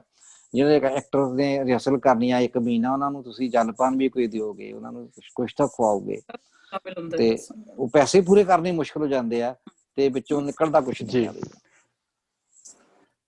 ਬਿਲਕੁਲ। ਸੋ ਖਹਿਰਾ ਸਾਹਿਬ, ਤੁਸੀਂ ਕੀ ਕਹਿਣਾ ਚਾਹੋਗੇ ਇਸ ਸਾਰੇ ਮਸਲੇ ਬਾਰੇ? ਸਭ ਤੋਂ ਪਹਿਲਾਂ ਤਾਂ ਜਿਹੜੀ ਉਹ ਆਪਣੇ ਸੋਲੋ ਪਲੇ ਵਾਲੀ ਗੱਲ ਚੱਲ ਰਹੀ ਸੀ, ਉਹਦੇ 'ਚ ਮੈਂ ਕਹਿਣਾ ਚਾਹੁੰਦਾ ਕਿ ਮੈਨੂੰ ਇੱਥੇ ਕੈਨੇਡਾ ਦੇ ਵਿੱਚ ਵੀ ਇੰਡੀਆ ਤੋਂ ਆਈ ਹੋਈ ਟੀਮ ਜਿਹੜੀ ਸੀ ਗੁਰਿੰਦਰ ਮਕਨਾ ਔਰ ਸੁਵਿਧਾ ਦੁੱਗਲ ਦੇ ਨਾਲ ਆਪਾਂ ਜਿਹੜਾ ਸੋਲੋ ਪਲੇ ਦੇ ਵਿੱਚ ਕੰਮ ਜਿਹੜਾ ਉਹਦੇ ਨਾਲ ਸਹਿਯੋਗ ਦੇਣ ਦਾ ਮੌਕਾ ਮਿਲਿਆ। ਇਸੇ ਤਰ੍ਹਾਂ ਮੈਂ ਰਾਣਾ ਰਣਬੀਰ ਹੁਣ ਦੇ ਨਾਟਕ ਦੀਆਂ ਲਾਈਟਾਂ ਕੀਤੀਆਂ ਸੀਗੀਆਂ। ਔਰ ਜਿਹੜੀ ਤੁਸੀਂ ਸਕ੍ਰਿਪਟ ਦੀ ਗੱਲ ਕਰ ਰਹੇ ਹੋ ਉਹਦੇ ਵਿੱਚ ਇਹ ਮੈਂ ਦੋਨਾਂ ਚੀਜ਼ ਦੇਖਿਆ ਕਿ ਕੀ ਕਰਦੇ ਨੇ ਕਿ ਉਸ ਨੂੰ ਜਨਰਲਾਈਜ਼ ਕਰ ਲੈਂਦੇ ਨੇ ਸਕ੍ਰਿਪਟ ਨੂੰ। ਹਾਂਜੀ, ਉਸ ਤੇ ਡਾਇਲੌਗ ਜਿਹੜੇ ਨੇ ਇਹਨਾਂ ਨੂੰ ਪਤਾ ਹੁੰਦਾ ਕਿ ਸਾਡੀ ਸਟੋਰੀ ਕਿੱਥੋਂ ਤੁਰ ਕੇ ਕਿੱਧਰ ਜਾ ਰਹੀ ਹੈ, ਤੇ ਜ਼ਰੂਰੀ ਨਹੀਂ ਹੁੰਦਾ ਕਿ ਇਹਨਾਂ ਨੇ ਲਾਈਨ ਬਾਈ ਲਾਈਨ ਜਿਹੜਾ ਉਹਨੂੰ ਸਕ੍ਰਿਪਟ ਨੂੰ ਫੋਲੋ ਕਰਨਾ ਹੈ। ਉਹਦੇ ਵਿੱਚ ਜਿਹੜਾ ਇੰਪਰੋਵਾਈਜ਼ ਕਰਦੇ ਨੇ ਉਹਨੂੰ ਉਹਦੇ ਨਾਲ ਜਿਹੜਾ ਡਾਇਲੌਗ ਆਪਣੇ ਤਿਆਰ ਕਰਕੇ ਉਸ ਨੂੰ ਮੋਡੀਫਾਈ ਕਰ ਲੈਂਦੇ ਨੇ, ਔਰ ਜਿਹੜਾ ਉਹਨਾਂ ਦਾ ਕੰਟੈਂਟ ਹੁੰਦਾ, ਜਿਹੜਾ ਉਹਨਾਂ ਦਾ ਵਿਸ਼ਾ ਹੁੰਦਾ ਹੈ, ਉਹਦੇ ਉੱਤੇ ਕੇਂਦਰਿਤ ਰਹਿੰਦੇ ਨੇ। ਲੇਕਿਨ ਉਹ ਡਾਇਲੌਗ ਜ਼ਰੂਰੀ ਨਹੀਂ ਕਿ ਉਹਨਾਂ ਨੇ ਉਹੀ ਬੋਲਣੇ ਹੁੰਦੇ ਨੇ ਜਿਹੜੇ ਲਿਖੇ ਨੇ। ਇਸ ਨਾਲ ਜਿਹੜਾ ਉਹਨਾਂ ਦਾ ਜਿਹੜੀ ਬੋਝ ਦੀ ਗੱਲ ਹੈ ਉਹ ਥੋੜੀ ਜਿਹੀ ਟਲ ਜਾਂਦੀ ਹੈ। ਤੇ ਬਾਕੀ ਜਿਹੜਾ ਆਪਣੇ ਉਹਨਾਂ ਦੇ ਕਰੈਕਟਰ ਬਦਲਣ ਵਾਲੀ ਗੱਲ ਹੈ ਉਹ ਤੇ ਉਹਨਾਂ ਦੀ ਇਹੋ ਤੇ ਕਮਾਲ ਹੈ ਉਹਨਾਂ ਦੀ ਐਕਟਰ, ਇਸੇ ਕਰਕੇ ਕਿਹਾ ਜਾਂਦਾ ਹੈ ਕਿ ਉਹ ਉਹਦੇ ਵਿੱਚ ਮਾਹਰ ਹੁੰਦੇ ਨੇ ਕਿ ਆਪਣਾ ਉਹਨਾਂ ਨੇ ਰੂਪ ਔਰ ਆਪਣੀ ਜਿਹੜੀ ਟੋਨ ਹੈ ਉਹ ਕਿਵੇਂ ਉਸ ਨੂੰ ਬਦਲਣਾ ਹੈ। ਔਰ ਦੂਸਰੇ ਪਾਸੇ ਜਿਹੜੀ ਆਰਥਿਕ ਦੀ ਆਪਾਂ ਜਿਹੜੀ ਗੱਲ ਕਰੀਏ ਤੇ ਉਹ ਇੱਥੇ ਮਸਲਾ ਤਾਂ ਹੈ, ਕਿਉਂਕਿ ਸਾਡੇ ਜਿਹੜਾ ਡਾਇਰੈਕਟਰ ਹੈ ਉਹ ਆਪੇ ਡਾਇਰੈਕਟਰ ਹੈ, ਆਪੇ ਉਹ ਜਿਹੜਾ ਉਸ ਨੂੰ ਆਰਗੇਨਾਈਜ਼ ਕਰਨ ਦੇ ਵਿੱਚ ਆਪੇ ਉਸਨੇ ਜਿਹੜੇ ਫੰਡ ਇਕੱਠੇ ਕਰਨੇ ਨੇ, ਉਹਨੇ ਚਾਹ ਪਾਣੀ ਦਾ ਪ੍ਰਬੰਧ ਕਰਨਾ ਹੈ ਰਸਲਾਂ ਦੌਰਾਨ। ਲੇਕਿਨ ਸਾਡੀ ਖੁਸ਼ਕਿਸਮਤੀ ਹੈ ਕਿ ਇੱਕ ਤਾਂ ਸਾਡੀਆਂ ਇੱਥੇ ਟਿਕਟਾਂ ਵਿਕ ਜਾਂਦੀਆਂ ਨੇ ਨਾਟਕ ਦੀਆਂ, ਹਾਂਜੀ, ਭਾਵੇਂ ਅਸੀਂ ਉਹ ਧੱਕੇ ਨਾਲ ਵੇਚਣੀਆਂ ਪੈਂਦੀਆਂ ਨੇ। ਦੂਸਰਾ, ਸਾਨੂੰ ਸਪਾਂਸਰਸ਼ਿਪ ਦੇ ਵਿੱਚ ਮੁਸ਼ਕਲ ਨਹੀਂ ਆਉਂਦੀ, ਹਾਂਜੀ, ਕਿਉਂਕਿ ਸਾਡੇ ਬਿਜ਼ਨਸ ਅਦਾਰੇ ਕਾਫੀ ਨੇ ਇੱਥੇ, ਉਹ ਸਾਨੂੰ ਸਪਾਂਸਰਸ਼ਿਪ ਮਿਲ ਜਾਂਦੀ ਹੈ। ਤੇ ਇਸ ਲਈ ਸਾਡੇ ਜਿਹੜੇ ਨਾਟਕਕਾਰ ਨੇ ਉਹਨਾਂ ਦੇ ਖਰਚੇ ਤਕਰੀਬਨ ਜਿਹੜੇ ਆ ਉਹ ਪੂਰੇ ਹੋ ਜਾਂਦੇ ਨੇ। ਸਾਨੂੰ ਉਸ 'ਚ ਬਹੁਤੇ ਜ਼ਿਆਦਾ ਪੈਸੇ ਨਹੀਂ ਪਾਉਣੇ ਪੈਂਦੇ, ਪਹਿਲਾਂ ਪਾਉਣੇ ਪੈਂਦੇ ਸੀ, ਲੇਕਿਨ ਹੁਣ ਸਾਡੇ ਜੇ ਤੁਹਾਡਾ ਅਸਰ ਸੁਖ ਬਣਿਆ ਹੈ ਡਾਇਰੈਕਟਰ ਦਾ ਤੇ ਉਹ ਸਾਨੂੰ ਮੁਸ਼ਕਲ ਅੱਜ ਕੱਲ੍ਹ ਨਹੀਂ ਆਉਂਦੀ। ਔਰ ਦੂਜੇ ਪਾਸੇ ਮੈਂ ਇਹ ਵੀ ਗੱਲ ਕਰਨੀ ਚਾਹਾਂਗਾ ਕਿ ਜਦੋਂ ਰਾਣਾ ਰਣਬੀਰ ਦਾ ਸ਼ੋਅ ਹੋਇਆ ਜਾਂ ਜਦੋਂ ਗੁਰਿੰਦਰ ਮਕਨਾ ਹੋਣਾ ਦੀ ਜਾਂ ਸੈਮੂਅਲ ਜੌਨਸਨ ਆਏ ਸੀ ਉੱਥੇ ਉਹਨਾਂ ਦੇ ਸ਼ੋਅ ਹੋਏ ਨੇ, ਤੇ ਸਾਡਾ ਰਣਬੀਰ ਵੇਲੇ ਖਾਸ ਕਰਕੇ ਜਿਹੜਾ ਸੀਗਾ 850 ਦਾ ਸਾਡਾ ਰੋਜ਼ ਥੀਏਟਰ ਹੈ ਬਰੈਂਪਟਨ ਦਾ, ਜਿਹੜਾ ਸਭ ਤੋਂ ਵੱਡਾ ਮਾਡਰਨ ਥੀਏਟਰ ਹੈ, ਤੇ ਉਹ ਸੋਲਡ ਆਊਟ ਸੀਗਾ। ਔਰ ਉਹਦੇ ਵਿੱਚ ਜਿਹੜਾ ਸੀ ਲੋਕਾਂ ਨੂੰ ਵਾਪਸ ਜਾਣਾ ਪਿਆ ਸੀ ਟਿਕਟਾਂ ਤੋਂ। ਇਸ ਤੇ ਡਿਪੈਂਡ ਕਰਦਾ ਹੈ ਕਿ ਤੁਹਾਡਾ ਜਿਹੜਾ ਕਲਾਕਾਰ ਹੈ, ਤੁਹਾਡਾ ਅਦਾਕਾਰ ਹੈ, ਉਹ ਕੌਣ ਹੈ, ਕਿਹੜਾ ਸ਼ੋਅ ਲੈ ਕੇ ਆ ਰਿਹਾ, ਤੇ ਉਹਦੇ ਨਾਲ ਜਿਹੜਾ ਮੇਰਾ ਖਿਆਲ ਜਿਹੜੀ ਆਡੀਅנס ਹੈ ਸਾਡੀ ਉਹਨੂੰ ਰਿਸਪੌਂਸ ਜਿਹੜਾ ਦਿੰਦੀ ਹੈ। ਨਹੀਂ ਸਰ, ਇੱਥੇ ਨਾ ਮਤਲਬ ਜਿਹੜਾ ਤੁਹਾਡੇ ਕੈਨੇਡਾ ਦੀ ਗੱਲ ਕਰ ਰਹੇ ਆ, ਇੱਥੇ ਇੱਕ ਤਾਂ ਪਰਸਨਲੀ ਵੀ ਬੜੇ ਅਪਰੋਚ ਕਰਨ ਦੀ ਹੈ, ਐਡਵਰਟਾਈਜ਼ਮੈਂਟ ਵੀ ਬਹੁਤ ਲੋੜ ਹੁੰਦੀ ਹੈ, ਤੇ ਪਰਸਨਲ ਯਾਦ ਆ ਕੇ ਮੈਂ ਦੇਖਿਆ ਕਿ ਮੈਨੂੰ ਘੱਟੋ ਘੱਟ ਬਹੁਤ ਜ਼ਿਆਦਾ ਮਤਲਬ ਪੁੱਛਿਆ ਗਿਆ ਸੀ ਤੁਸੀਂ ਆਓ ਪਲੀਜ਼ ਟਿਕਟ ਖਰੀਦੋ। ਇਹ ਵੀ ਇੱਕ ਪ੍ਰੋਪੇਗੈਂਡਾ ਕਹਿ ਲਓ ਜਾਂ ਆਪਣਾ ਐਡਵਰਟਾਈਜ਼ਮੈਂਟ ਕਰ ਲਓ ਜਾਂ ਆਪਣੇ ਐਫਰਟ ਸਮਝ ਲਓ, ਇਹ ਬਹੁਤ ਜ਼ਰੂਰੀ ਹੈ। ਸਾਡੇ ਚੰਡੀਗੜ੍ਹ 'ਚ, ਦਿੱਲੀ ਦੀ ਤਾਂ ਗੱਲ ਦੱਸੀ ਉਹਨਾਂ ਨੇ, ਚੰਡੀਗੜ੍ਹ 'ਚ ਵੀ ਏਦਾਂ ਹੈ ਕਿ ਸੰਗੀਤਾ ਨੇ ਆਪਣਾ ਨਾਟਕ ਕੀਤਾ ਸੀ ਤੇ ਸਾਡੇ ਵਿਜੇ ਕਪੂਰ ਨੇ ਵੀ ਨਾਟਕ ਕੀਤਾ ਸੀ ਰੇਦਰ, ਉਸ ਤੇ ਵੀ ਉਹਨਾਂ ਨੇ ਕਿਹਾ ਫ੍ਰੀ ਸਾਨੂੰ ਦਿਓ। ਗਵਰਨਮੈਂਟ ਨੇ ਬੜੀ ਮਦਦ ਕੀਤੀ, ਤੇ ਇੱਥੇ ਗਵਰਨਮੈਂਟ ਵੀ ਤੁਹਾਡੇ ਬਿਜ਼ਨਸਮੈਨ ਮਦਦ ਕਰਦੇ, ਗਵਰਨਮੈਂਟ ਜਿਹੜੇ ਗਵਰਨਮੈਂਟ ਹੈ ਮਦਦ ਕਰਦੀ, ਯਾਨੀ ਮੈਨੂੰ ਨਹੀਂ ਪਤਾ, ਪਰ ਉੱਥੇ ਦਿੱਲੀ ਵੀ ਹੈ ਚੰਡੀਗੜ੍ਹ ਵੀ, ਤੇ ਗਵਰਨਮੈਂਟ ਥੋੜੀ ਬਹੁਤੀ ਮਦਦ ਕਰਦੀ, ਸਪਾਂਸਰ ਦਿੰਦੀ ਹੈ ਤਾਂ ਚੱਲਦੇ ਨੇ। ਪਰ ਇਹਦੇ 'ਚ ਇੱਕ ਮਸਲਾ ਜਿਹੜਾ ਹੈ ਨਾ ਕਿ ਐਡਵਰਟਾਈਜ਼ ਦੀ ਘਾਟ ਨਹੀਂ ਹੋਣੀ ਚਾਹੀਦੀ, ਥਾਂ ਥਾਂ ਤੇ ਪਹੁੰਚਾਉਣੀ ਚਾਹੀਦੀ ਹੈ, ਤੇ ਲੋਕਾਂ ਨੂੰ ਉਕਸਾਹਟ ਜ਼ਰੂਰ ਕਰਨੀ ਚਾਹੀਦੀ ਕਿ ਦੇਖੋ ਨਾਟਕ ਕੀ ਹੈ, ਸਾਡੇ ਸਮਾਜ ਪ੍ਰਤੀ ਹੈ, ਸਾਡੇ ਆਪਣੇ ਪ੍ਰਤੀ ਹੈ, ਉਹਦਾ ਮੁਲਾਂਕਣ ਜ਼ਰੂਰੀ ਹੈ। ਤੇ ਇਹ ਐਫਰਟਸ ਜਿਹੜੇ ਕੈਨੇਡਾ ਚੱਲਦੀ ਹੈ ਉਹ ਬਹੁਤ ਜ਼ਬਰਦਸਤ ਹੁੰਦੇ ਆ ਜੀ। ਉਹਦੇ ਵਿੱਚ ਮੈਂ ਗੱਲ ਐਡ ਕਰਨੀ ਚਾਹਾਂਗਾ ਕਿ ਸਾਨੂੰ ਇੱਥੇ ਸਰਕਾਰ ਜਿਹੜੀਆਂ 3 ਲੈਵਲ ਦੀ ਸਰਕਾਰ ਹੈ ਉਹਦੇ ਤੋਂ ਗ੍ਰਾਂਟਾਂ ਦੀ ਜਿਹੜੀ ਸਹੂਲਤ ਹੈ, ਲੇਕਿਨ ਉਹਨਾਂ ਨੂੰ ਪ੍ਰਾਪਤ ਕਰਨ ਲਈ ਜਿਹੜਾ ਸਾਨੂੰ ਬੜਾ ਕੁਛ ਉਹਦੇ ਵਿੱਚ ਸ਼ੋਅ ਕਰਨਾ ਪੈਂਦਾ ਕਿ ਉਹਦੇ ਵਿੱਚ, ਇਸ ਕਰਕੇ ਥੋੜੀ ਮੁਸ਼ਕਲ ਆਉਂਦੀ ਹੈ। ਲੇਕਿਨ 3 ਹੀ ਲੈਵਲ ਤੇ ਜੇ ਅਸੀਂ ਚਾਹੀਏ ਤੇ ਅਸੀਂ ਨੈਸ਼ਨਲ ਲੈਵਲ ਤੇ ਆਪਣਾ ਡਰਾਮਾ ਜਾ ਕੇ ਪੇਸ਼ ਕਰ ਸਕਦੇ ਹਾਂ, ਲੇਕਿਨ ਉਸ ਲਈ ਸਾਨੂੰ ਸਾਬਤ ਕਰਨਾ ਪਵੇਗਾ ਗਵਰਨਮੈਂਟ ਨੂੰ ਕਿ ਸਾਡਾ ਇੰਨਾ ਖਰਚਾ ਹੈ, ਅਸੀਂ ਆਹ ਟੀਮ ਦਾ ਖਰਚਾ ਕਰ ਰਹੇ ਹਾਂ, ਅਸੀਂ ਵਾਕਿਆ ਹੀ ਉਹ ਕੰਮ ਕਰ ਰਹੇ ਹਾਂ। ਇਹ ਨਹੀਂ ਕਿ ਪੈਸੇ ਲੈ ਕੇ ਜੇਬ 'ਚ ਪਾ ਕੇ ਤੇ ਅਸੀਂ ਛੋਟਾ ਮੋਟਾ ਨਾਟਕ ਕਰਕੇ ਬਿਲਕੁਲ। ਸੋ ਅੱਜ ਦੇ ਪ੍ਰੋਗਰਾਮ ਦੇ ਹੁਣ ਆਪਾਂ ਆਖਰੀ ਪੜਾਅ ਦੇ ਵਿੱਚ ਪਹੁੰਚ ਗਏ ਹਾਂ, ਔਰ ਮੈਂ ਦੋਹਾਂ ਸਾਡੇ ਮਹਿਮਾਨਾਂ ਤੋਂ ਜਾਣਕਾਰੀ ਚਾਹਾਂਗਾ ਕਿ ਇਹ ਤਾਂ ਹੋ ਗਈ ਅੱਜ ਤੱਕ ਦੇ ਸਫ਼ਰ ਦੀ ਗੱਲ, ਵਿਦੇਸ਼ ਦੇ ਵਿੱਚ ਵੀ ਤੇ ਜਿਹੜਾ ਹੈ ਭਾਰਤ ਦੇ ਵਿੱਚ ਵੀ। ਹੁਣ ਗੱਲ ਆਉਂਦੀ ਹੈ ਭਵਿੱਖ ਦੀ ਗੱਲ। ਬੜੇ ਜਿਹੜੇ ਹਾਂਜੀ ਖਦਸ਼ੇ ਨੇ, ਬੜੇ ਤੌਖਲੇ ਵੀ ਨੇ, ਬੜੀਆਂ ਚਿੰਤਾਵਾਂ ਵੀ ਨੇ। ਹਰ ਵਿਧਾ ਜਿਹੜੀ ਹੈ ਸਾਹਿਤ ਦੀ, ਉਹਦੇ ਵਿੱਚ ਜਿੱਥੇ ਪ੍ਰਯੋਗ ਹੋ ਰਹੇ ਨੇ ਉੱਥੇ ਵੱਖੋ ਵੱਖਰੇ, ਜਿਵੇਂ ਡਾਕਟਰ ਸਾਹਿਬ ਨੇ ਹੋਰਾਈਜ਼ਨਸ ਦੇ ਸਦੇ ਲੱਭਣ ਦੀ ਗੱਲ ਕੀਤੀ ਸੀ, ਉਹ ਹੋ ਰਿਹਾ। ਟੈਕਨੋਲੋਜੀ ਵਿੱਚ ਇਨਵੋਲਵ ਹੋ ਗਈ ਹੈ, ਪੈਂਡੇਮਿਕ ਔਰ ਅਜਿਹੇ ਹਾਲਾਤ ਜਿਹੜੇ ਨੇ, ਉਹ ਸਾਰਾ ਕੁਝ ਜਦੋਂ ਰਲਗੱਡ ਹੋ ਜਾਂਦਾ ਤਾਂ ਉਹਦੇ ਵਿੱਚੋਂ ਇੱਕ ਜਿਹੜਾ ਹੈ ਅੱਗੇ ਵਧਣ ਦੀ ਗੱਲ, ਭਵਿੱਖ ਦੇ ਵਿੱਚ ਜੇ ਰੋਸ਼ਨਾਈ ਦੀ ਗੱਲ ਕਰਦੇ ਹਾਂ ਤਾਂ ਡਾਕਟਰ ਸਾਹਿਬ ਮੈਂ ਤੁਹਾਡੇ ਕੋਲੋਂ ਜਾਣਨਾ ਚਾਹਾਂਗਾ ਕਿ ਪੰਜਾਬੀ ਨਾਟਕ ਦਾ ਜਿਹੜਾ ਹੁਣ ਤੱਕ ਦਾ ਸਫ਼ਰ ਤੇ ਜਿਹੜਾ ਤੁਸੀਂ ਦੱਸ ਦਿੱਤਾ, ਤੇ ਭਵਿੱਖ ਦੇ ਵਿੱਚ ਇਹਦੇ ਤੁਸੀਂ ਕੁਝ ਨਾਟਕਕਾਰਾਂ ਦੇ ਨਾਂ ਲਏ ਜਿਹੜੇ ਬੜਾ ਅੱਛਾ ਲਿਖ ਰਹੇ ਨੇ, ਅਦਾਕਾਰ ਬੜੇ ਅੱਛੇ ਸਾਡੇ ਜਿਹੜੇ ਕੋਲ ਹਨ। ਸੋ ਫਿਊਚਰ ਜਿਹੜਾ ਭਵਿੱਖ ਪੰਜਾਬੀ ਨਾਟਕ ਦਾ ਕਿਵੇਂ ਹੈ ਜੀ? ਮੈਂ ਤੇ ਬਹੁਤ ਆਸਵਦ ਹੈ ਜੀ, ਕਿਉਂਕਿ ਥੀਏਟਰ ਇੱਕ ਇਸ ਤਰ੍ਹਾਂ ਦਾ ਮਾਧਿਅਮ ਹੈ ਕਿ ਇਹਦੇ ਤੋਂ ਬਿਨਾਂ ਵੀ ਸਾਡਾ ਗੁਜ਼ਾਰਾ ਨਹੀਂ ਹੈ। ਕਿਉਂਕਿ ਜਿੰਨੀਆਂ ਸਾਡੀਆਂ ਮਾਸ ਮੂਵਮੈਂਟਸ ਹੈਗੀਆਂ, ਜੇ ਇਪਟਾ ਦੀ ਗੱਲ ਕਰੀਏ ਤੇ ਸੰਨ 47 ਤੋਂ ਪਹਿਲਾਂ ਇਪਟਾ ਆਇਆ, ਉਸ ਤੋਂ ਬਾਅਦ ਨੈਕਸਲਾਈਟ ਮੂਵਮੈਂਟ ਵੇਲੇ ਇਪਟਾ ਦਾ ਬਹੁਤ ਵੱਡਾ ਰੋਲ ਆ। ਜੋਗਿੰਦਰ ਬਾਰਲਾ, ਤੇਰਾ ਸਿੰਘ ਚੰਨ ਵਗੈਰਾ ਦੀ ਜਦੋਂ, ਜਾਂ ਜਗਦੀਸ਼ ਫਰਿਆਦੀ ਨੇ ਜਿਹੜੇ ਪਲੇਸ ਕੀਤੇ। ਔਰ ਹੁਣ ਵੀ ਤੁਸੀਂ ਦੇਖੋਗੇ ਜਿਹੜਾ ਮਜ਼ਦੂਰ ਕਿਸਾਨ ਜਿਹੜੀਆਂ ਬਹੁਤ ਵੱਡਾ ਐਜੂਕੇਸ਼ਨ ਪੰਜਾਬ 'ਚ ਅੰਦੋਲਨ ਏਡਾ ਵੱਡਾ ਚੱਲ ਰਿਹਾ, ਉਹਨਾਂ ਅੰਦੋਲਨਾਂ ਵਿੱਚ ਵੀ ਨਾਟਕਕਾਰ ਆਪਣਾ ਕਿੱਡਾ ਵੱਡਾ ਰੋਲ ਨਿਭਾ ਰਿਹਾ, ਨਿਰਦੇਸ਼ਕ ਕਿੱਡਾ ਰੋਲ ਨਿਭਾ ਰਿਹਾ। ਹਰ ਜਿੱਥੇ ਵੱਡੇ ਇਕੱਠ ਹੋ ਰਹੇ ਆ ਉੱਥੇ ਨਾਲ ਦਿਨ ਵਿੱਚ 1-2 ਨਾਟਕ ਵੀ ਹੋ ਰਹੇ ਆ, ਕਿਉਂਕਿ ਲੋਕਾਂ ਨੂੰ ਉਹਨਾਂ ਦੇ ਹੱਕਾਂ ਲਈ ਜਾਗਰੂਕ ਕਰਨ ਵਾਸਤੇ ਨਾਟਕ ਦਾ ਬਹੁਤ ਵੱਡਾ ਰੋਲ ਹੈ। ਖਾਸ ਕਰਕੇ ਤੁਸੀਂ 84 ਦਾ ਜਿਹੜਾ ਸਮਾਂ ਆ, ਪੰਜਾਬ ਸੰਕਟ ਦਾ ਸਮਾਂ ਜਿਹਨੂੰ ਅਸੀਂ ਕਹਿੰਦੇ ਹਾਂ, ਕਿ 80 ਤੋਂ ਲੈ ਕੇ 92 ਤੱਕ ਦਾ ਸਮਾਂ, ਉਹਦੇ ਵਿੱਚ ਗੁਰਸ਼ਰਨ ਭਾਜੀ ਦਾ ਜੋ ਰੋਲ ਹੈ, ਜਦੋਂ 5 ਵਜੇ ਸੂਰਜ ਮਿਟ ਜਾਂਦਾ ਸੀ, ਰਾਤ ਪੈ ਜਾਂਦੀ ਸੀ, ਲੋਕ ਬਾਹਰ ਨਹੀਂ ਸੀ ਨਿਕਲਦੇ, ਉਸ ਵੇਲੇ ਵੀ ਗੁਰਸ਼ਰਨ ਭਾਜੀ ਜਾ ਕੇ ਪਿੰਡਾਂ ਵਿੱਚ ਥੀਏਟਰ ਕਰ ਰਹੇ ਸੀ, ਜਾਂ ਉਹਨਾਂ ਦੇ ਹੋਰ ਸਾਥੀ ਕਰ ਰਹੇ ਸੀ। ਸੋ ਇੱਕ ਥੀਏਟਰ ਜਿਹੜਾ ਇਸ ਤਰ੍ਹਾਂ ਦਾ ਮਾਧਿਅਮ ਹੈ ਜਿਹਨੇ ਲੋਕ ਲਹਿਰਾਂ ਨੂੰ ਖੜੇ ਕਰਨ ਵਿੱਚ, ਲੋਕ ਲਹਿਰਾਂ ਨੂੰ ਮਜ਼ਬੂਤ ਕਰਨ ਵਿੱਚ ਬਹੁਤ ਵੱਡਾ ਰੋਲ ਨਿਭਾਇਆ। ਔਰ ਜਿਹੜਾ ਮਨੁੱਖ ਦਾ ਇਤਿਹਾਸ ਏਦਾਂ ਦਾ ਕਿ ਇੱਥੇ ਸੰਕਟ ਆਉਂਦੇ ਰਹਿਣੇ ਆ, ਉਹਨਾਂ ਸੰਕਟਾਂ ਦੇ ਵਿੱਚ ਜਦੋਂ ਤੱਕ ਸਾਡੇ ਕੋਲ ਥੀਏਟਰ ਹੈ ਚੰਗਾ, ਸਾਡੇ ਕੋਲ ਚੰਗੇ ਐਕਟਰਸ ਨੇ, ਸਾਡੇ ਕੋਲ ਚੰਗੇ ਡਾਇਰੈਕਟਰਸ ਨੇ, ਸਾਡੇ ਕੋਲ ਚੰਗੇ ਨਾਟਕਕਾਰ ਨੇ, ਜਦੋਂ ਤੱਕ ਉਹ ਲੋਕਾਈ ਦੀ ਬਾਂਹ ਫੜਦੇ ਰਹਿਣਗੇ, ਤਦ ਤੱਕ ਸਾਡੇ ਜਿਹੜੇ ਵੀ ਅੰਦੋਲਨ ਆਉਣਗੇ, ਜਾਂ ਜਿਹੜੀਆਂ ਵੀ ਕੁਛ ਇਸ ਤਰ੍ਹਾਂ ਦੀਆਂ ਹਵਾਵਾਂ ਚੱਲਣਗੀਆਂ, ਉਹਨਾਂ ਹਵਾਵਾਂ ਵਿੱਚ ਨਾਟਕਕਾਰ, ਨਿਰਦੇਸ਼ਕ, ਨਾਟਕ ਸਾਡਾ ਰੰਗਮੰਚ, ਸਾਡਾ ਰਾਹ ਦਸੇਰਾ ਬਣਦਾ ਰਿਹਾ ਔਰ ਬਣਦਾ ਰਹੇਗਾ। ਔਰ ਜਿੱਥੋਂ ਤੱਕ ਸਵਾਲ ਹੈ ਕਿ ਹਾਂਜੀ, ਕਿ ਜਿਹੜਾ ਵਿਜ਼ੂਅਲ ਮੀਡੀਅਮ ਹੋਰ ਆ ਗਏ, ਬਹੁਤ ਸਾਰੇ TV ਆ ਗਿਆ, ਜਿਹੜਾ ਫਿਲਮਾਂ ਆ ਗਈਆਂ, ਉਹਦੇ ਨਾਲ ਮੈਨੂੰ ਨਹੀਂ ਲੱਗਦਾ ਕਿ ਕੋਈ ਨਾਟਕ ਵਾਸਤੇ ਖਤਰਾ ਪੈਦਾ ਹੋਵੇਗਾ। ਥੋੜੀ ਦੇਰ ਵਾਸਤੇ ਲੱਗਦਾ ਹੁੰਦਾ ਕਿ ਜਦੋਂ ਰੇਡੀਓ ਐਸੀ ਕਰਦੀ, ਅਖਬਾਰਾਂ ਮੁੱਕ ਜਾਣਗੀਆਂ ਤੇ ਨਹੀਂ ਮੁੱਕੀਆਂ, TV ਆਇਆ ਤੇ ਰੇਡੀਓ ਮੁੱਕ ਜਾਏਗਾ, ਨਹੀਂ ਮੁੱਕਿਆ, ਥੋੜੀ ਦੇਰ ਲਈ ਫਰਕ ਪੈਂਦਾ, ਮੁੜ ਕੇ ਲੋਕਾਂ ਨੂੰ ਫਿਰ ਲੱਗਦਾ ਕਿ ਇਹ ਮਾਧਿਅਮ ਚੰਗਾ ਸੀ। ਕਿਉਂਕਿ ਜਿਹੜੀ ਪਲਸ ਹੈ, ਨਬਜ਼ ਪਕੜਨ ਦੀ ਗੱਲ ਹੈ, ਉਹ ਐਕਟਰ ਜਦੋਂ ਤੁਹਾਡੇ ਸਾਹਮਣੇ ਦਰਸ਼ਕ ਦੇ ਐਕਟ ਕਰ ਰਿਹਾ, ਅੱਖ 'ਚ ਅੱਖ ਪਾ ਕੇ ਗੱਲ ਕਰ ਰਿਹਾ, ਉਹ ਨਬਜ਼ ਫੜਦਾ, ਉਹਦੇ ਨਾਲ ਲੋਕ ਜੁੜਦੇ ਆ, ਉਹਦੇ ਨਾਲ ਅੰਦੋਲਨ ਵੀ ਜਿਹੜੇ ਆ ਮਜ਼ਬੂਤ ਹੁੰਦੇ ਆ। ਫਿਲਮਾਂ ਜਿਹੜੀਆਂ ਹੋਰ ਲੈਵਲ ਤੇ ਕੰਮ ਕਰਦੀਆਂ, ਫਿਲਮਾਂ ਉਸ ਲੈਵਲ ਤੇ ਜਿਹੜੇ ਮਾਸਟਰਸ ਲੈਵਲ ਤੇ ਕੰਮ ਨਹੀਂ ਕਰਦੀਆਂ, ਜਿਸ ਲੈਵਲ ਤੇ ਲੋਕਾਂ ਦੇ ਅੰਦੋਲਨਾਂ ਵਿੱਚ ਜਿਵੇਂ ਰੰਗਮੰਚਾਂ ਦੇ ਨਾਲ ਖੜਾ ਹੋ ਸਕਦਾ। ਸੋ ਆਈ ਐਮ ਵੈਰੀ ਹੋਪਫੁਲ ਕਿ ਸਾਡੇ ਪੰਜਾਬੀ ਰੰਗਮੰਚ ਦਾ ਭਵਿੱਖ ਉਜਲ ਹੋਏਗਾ, ਚੰਗਾ ਹੋਏਗਾ। ਬਿਲਕੁਲ, ਜਿਸ ਤਰ੍ਹਾਂ ਡਾਕਟਰ ਸਾਹਿਬ ਨੇ ਗੱਲ ਕੀਤੀ ਹੈ ਕਿ ਜੇ ਆਪਾਂ ਪੰਜਾਬ ਦੇ ਵਿੱਚ ਵੀ ਦੇਖੀਏ ਤੇ ਇਸ ਵੇਲੇ ਜੋ ਅੰਦੋਲਨ ਚੱਲ ਰਿਹਾ ਉਹਦੇ ਵਿੱਚ ਵੱਖ-ਵੱਖ ਟੀਮਾਂ ਜਿਹੜੀਆਂ ਜਾ ਕੇ ਰੋਜ਼ ਨਾਟਕ ਕਰਦੀਆਂ ਨੇ। ਪਿਛਲੇ ਹਫ਼ਤੇ ਮੇਰੀ ਮੁੱਲਾਂਪੁਰ ਵਾਲੀ ਟੀਮ ਨਾਲ ਗੱਲ ਹੋ ਰਹੀ ਸੀ, ਤਾਂ ਉਹ ਕਹਿੰਦੇ ਸੀ ਉਦੋਂ ਤੱਕ ਉਹ 30 ਤੋਂ ਵੱਧ ਨਾਟਕ ਜਿਹੜੇ ਇਸ ਮੁਹਿੰਮ ਵਿੱਚ ਜਾ ਕੇ ਕਰ ਚੁੱਕੇ ਨੇ। ਹੋਰ ਬਹੁਤ ਸਾਰੀਆਂ ਟੀਮਾਂ ਉਹਨਾਂ ਨੇ ਨਾਲ ਲੈ ਸੀ ਕਿ ਉਹ ਉੱਥੇ ਨਾਟਕ ਕਰ ਰਹੀਆਂ ਨੇ। ਇਸ ਦਾ ਮਤਲਬ ਹੈ ਕਿ ਨਾਟਕ ਚੱਲਦਾ ਰਹੇਗਾ। ਨਾਟਕ, ਜਿਵੇਂ ਡਾਕਟਰ ਸਾਹਿਬ ਨੇ ਗੱਲ ਕੀਤੀ, ਕਿ ਸਾਡੀ ਜ਼ਿੰਦਗੀ ਨੂੰ ਅੱਗੇ ਤੁਰਦੇ ਰੱਖਣ ਲਈ, ਸਾਡੇ ਦਿਲਾਂ ਨੂੰ ਧੜਕਦੇ ਰੱਖਣ ਲਈ, ਸਾਡੇ ਵਿੱਚ ਸੋਝੀ ਪੈਦਾ ਕਰਨ ਲਈ ਨਾਟਕ ਬਹੁਤ ਜ਼ਰੂਰੀ ਹੈ। ਔਰ ਮੈਨੂੰ ਨਹੀਂ ਲੱਗਦਾ ਕਿ ਨਾਟਕ ਜਿਹੜਾ ਇਹੋ ਜਿਹੀ ਬਿਮਾਰੀ ਜਿਹੜੀ ਹੈ ਉਹ ਉਸ ਨੂੰ ਮਾਰ ਸਕੇਗੀ। ਸਮਾਂ ਜ਼ਰੂਰ ਲੱਗੇਗਾ, ਕਿਉਂਕਿ ਸਾਡੇ ਕਾਨੂੰਨ ਸਖਤ ਨੇ ਕੈਨੇਡਾ ਦੇ ਵਿੱਚ।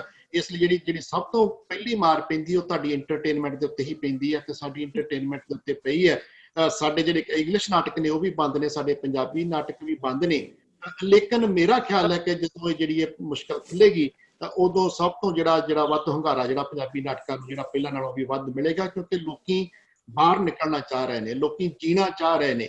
ਔਰ ਨਾਟਕ ਜਿਹੜਾ ਹੈ ਸਭ ਤੋਂ ਵਧੀਆ ਮਾਧਿਅਮ ਹੈ ਲੋਕਾਂ ਨੂੰ ਜਿਹੜਾ ਉਹ ਐਂਟਰਟੇਨ ਕਰਨ ਦਾ, ਔਰ ਜਿਹੜਾ ਲੋਕਾਂ ਨੂੰ ਜਿਹੜਾ ਕੋਈ ਸੋਚ ਦੇਣ ਦਾ, ਲੋਕਾਂ ਨੂੰ ਕੋਈ ਜੀਵਨ ਪ੍ਰਤੀ ਸੇਧ ਦੇਣ ਦਾ। ਤੇ ਸਾਡੀਆਂ ਟੀਮਾਂ ਜਿਹੜੀਆਂ ਤਤਪਰ ਨੇ, ਹਾਂ, ਕਿਤੇ ਨਾ ਕਿਤੇ ਰੂਪ ਦੇ ਵਿੱਚ ਉਹਨਾਂ ਨੂੰ ਇੰਗਲਿਸ਼ ਜਿਹੜਾ ਮਾਧਿਅਮ ਹੈ ਸਾਡਾ ਜਿਹੜਾ ਅੱਜ ਕੱਲ੍ਹ ਚੱਲ ਪਿਆ ਸੋਸ਼ਲ ਮੀਡੀਆ ਦਾ, ਉਹ ਵੀ ਵਰਤ ਕੇ ਆਪਣੇ ਆਪ ਨੂੰ ਜਿੰਦਾ ਰੱਖਣਾ ਪਵੇਗਾ ਉਦੋਂ ਤੱਕ। ਲੇਕਿਨ ਮੈਂ ਜਿਵੇਂ ਡਾਕਟਰ ਸਾਹਿਬ ਨਾਲ ਬਿਲਕੁਲ ਸਹਿਮਤ ਆ ਕਿ ਨਾਟਕ ਜਿਹੜਾ ਉਹ ਕਦੇ ਮਰਦਾ ਨਹੀਂ ਤੇ ਨਾ ਮਰੇਗਾ। ਬਹੁਤ ਅੱਛੇ ਜੀ, ਬਹੁਤ ਅੱਛੇ। ਸੋ ਮੇਰੇ ਖਿਆਲ ਅੱਜ ਦਾ ਪ੍ਰੋਗਰਾਮ ਹੁਣ ਇੱਥੇ ਅਸੀਂ ਸਮਾਪਤ ਕਰਨ ਦੀ ਇਜਾਜ਼ਤ ਚਾਹਾਂਗੇ। ਡਾਕਟਰ ਸਾਹਿਬ, ਹਾਂਜੀ। ਮੈਂ ਇਹ ਗੱਲ ਕਰ ਰਹੀ ਹਾਂ ਜੀ ਕਿ ਮੈਂ ਤਾਂ ਬੜੀ ਆਸ਼ਾਵੰਤ ਹੈਗੀ ਹਾਂ ਨਾਟਕਾਂ ਦੀ, ਕਿਉਂਕਿ ਮੇਰੀ ਕਹਾਣੀਆਂ ਦੇ ਨਾਟਕ ਹੋ ਰਹੇ ਨੇ, ਪੰਜਾਬੀ ਦੇ ਵੀ ਬੜੇ ਅੱਛੇ ਨੇ, ਤੇ ਮੈਨੂੰ ਤਾਂ ਲੱਗਦਾ ਕਿ ਸਟੇਜ ਛੇਤੀ ਹੀ ਖੁੱਲ ਜਾਏਗੀ, ਇਹ ਸਾਰੀ ਜਿਹੜੀ ਬਿਮਾਰੀ ਖਤਮ ਹੋ ਜਾਣੀ ਹੈ। ਆਪਣੇ ਦਿਲਾਂ ਦੀ ਬਿਮਾਰੀ ਅੰਦਰੋਂ ਖਤਮ ਹੋ ਚੁੱਕੀ ਹੈ, ਤੇ ਮੇਰੇ ਖਿਆਲ ਲੋਕ ਬੜਾ ਇੰਜੋਏ ਕਰਨਗੇ। ਤੇ ਮੈਂ ਆਪਣੇ ਵੱਲੋਂ ਅੰਤਰਮਨ ਵੱਲੋਂ ਆਪਣੇ ਡਾਕਟਰ ਵੀਰ ਸਿੰਘ ਦਾ, ਆਪਣੇ ਖਹਿਰਾ ਸਾਹਿਬ ਦਾ ਬਹੁਤ ਧੰਨਵਾਦ ਕਰਦੀ ਹਾਂ। ਤੇ ਬਾਕੀ ਆਪਣੀ ਫਾਰਮੈਲਿਟੀ ਜਿਹੜੀ ਆਪਣੀ ਬਹੁਤ ਤੁਹਾਡਾ ਬਹੁਤ-ਬਹੁਤ ਸ਼ੁਕਰੀਆ ਜੀ। ਔਰ ਜ਼ਿੰਦਗੀ ਇੱਕ ਨਾਟਕ ਹੈ ਤੇ ਇਸ ਨੋਟ ਦੇ ਉੱਤੇ ਅਸੀਂ ਇਹ ਲੈ ਕੇ ਚੱਲੀਏ ਕਿ ਜੇ ਜਿੰਨਾ ਚਿਰ ਜ਼ਿੰਦਗੀ ਚੱਲੇਗੀ ਉਨਾ ਚਿਰ ਜ਼ਿੰਦਗੀ ਨਾਲ ਸੰਬੰਧਿਤ ਇਹ ਨਾਟਕ ਚੱਲੇਗਾ। ਸੋ ਆਪ ਸਭ ਦਾ ਤੁਹਾਡੇ ਦੋਹਾਂ ਸਾਡੇ ਖਾਸ ਮਹਿਮਾਨਾਂ ਦਾ ਅੱਜ ਦੇ ਇਸ ਪ੍ਰੋਗਰਾਮ ਦੇ ਵਿੱਚ ਜਿਹੜਾ ਹੈ ਆਪਣੀ ਵਡਮੁੱਲੇ ਵਿਚਾਰ ਔਰ ਗੱਲਬਾਤ ਪੇਸ਼ ਕਰਨ ਦੇ ਲਈ ਬਹੁਤ-ਬਹੁਤ ਧੰਨਵਾਦ। ਥੈਂਕ ਯੂ ਵੈਰੀ ਮਚ ਜੀ, ਮਿਹਰਬਾਨੀ। ਥੈਂਕ ਯੂ ਬਹੁਤ-ਬਹੁਤ ਧੰਨਵਾਦ ਜੀ। ਇਹ ਸੀ ਅੱਜ ਦਾ ਸਾਡਾ ਹੈਲੋ ਕੈਨੇਡਾ ਟੀਵੀ ਪ੍ਰੋਗਰਾਮ। ਵੇਖਦੇ ਰਹੋ ਤੁਸੀਂ ਅਗਲੇ ਪ੍ਰੋਗਰਾਮ ਵੀ, ਅਤੇ ਆਉਣ ਵਾਲੇ ਦਿਨਾਂ ਦੇ ਵਿੱਚ ਹੋਰ ਜਿਹੜੀ ਹੈ ਕੋਈ ਜਾਣਕਾਰੀ ਲੈ ਕੇ ਤੇ ਇਸੇ ਤਰ੍ਹਾਂ ਦੀ ਕੋਈ ਸਾਹਿਤ ਨਾਲ, ਸਮਾਜ ਦੇ ਨਾਲ ਸੰਬੰਧਿਤ ਗੱਲਬਾਤ ਲੈ ਕੇ ਫਿਰ ਹਾਜ਼ਰ ਹੋਵਾਂਗੇ। ਹੁਣ ਦਿਓ ਇਜਾਜ਼ਤ। ਤੁਹਾਡਾ ਸਾਡਾ ਸਾਰਿਆਂ ਦਾ ਰੱਬ ਰਾਖਾ।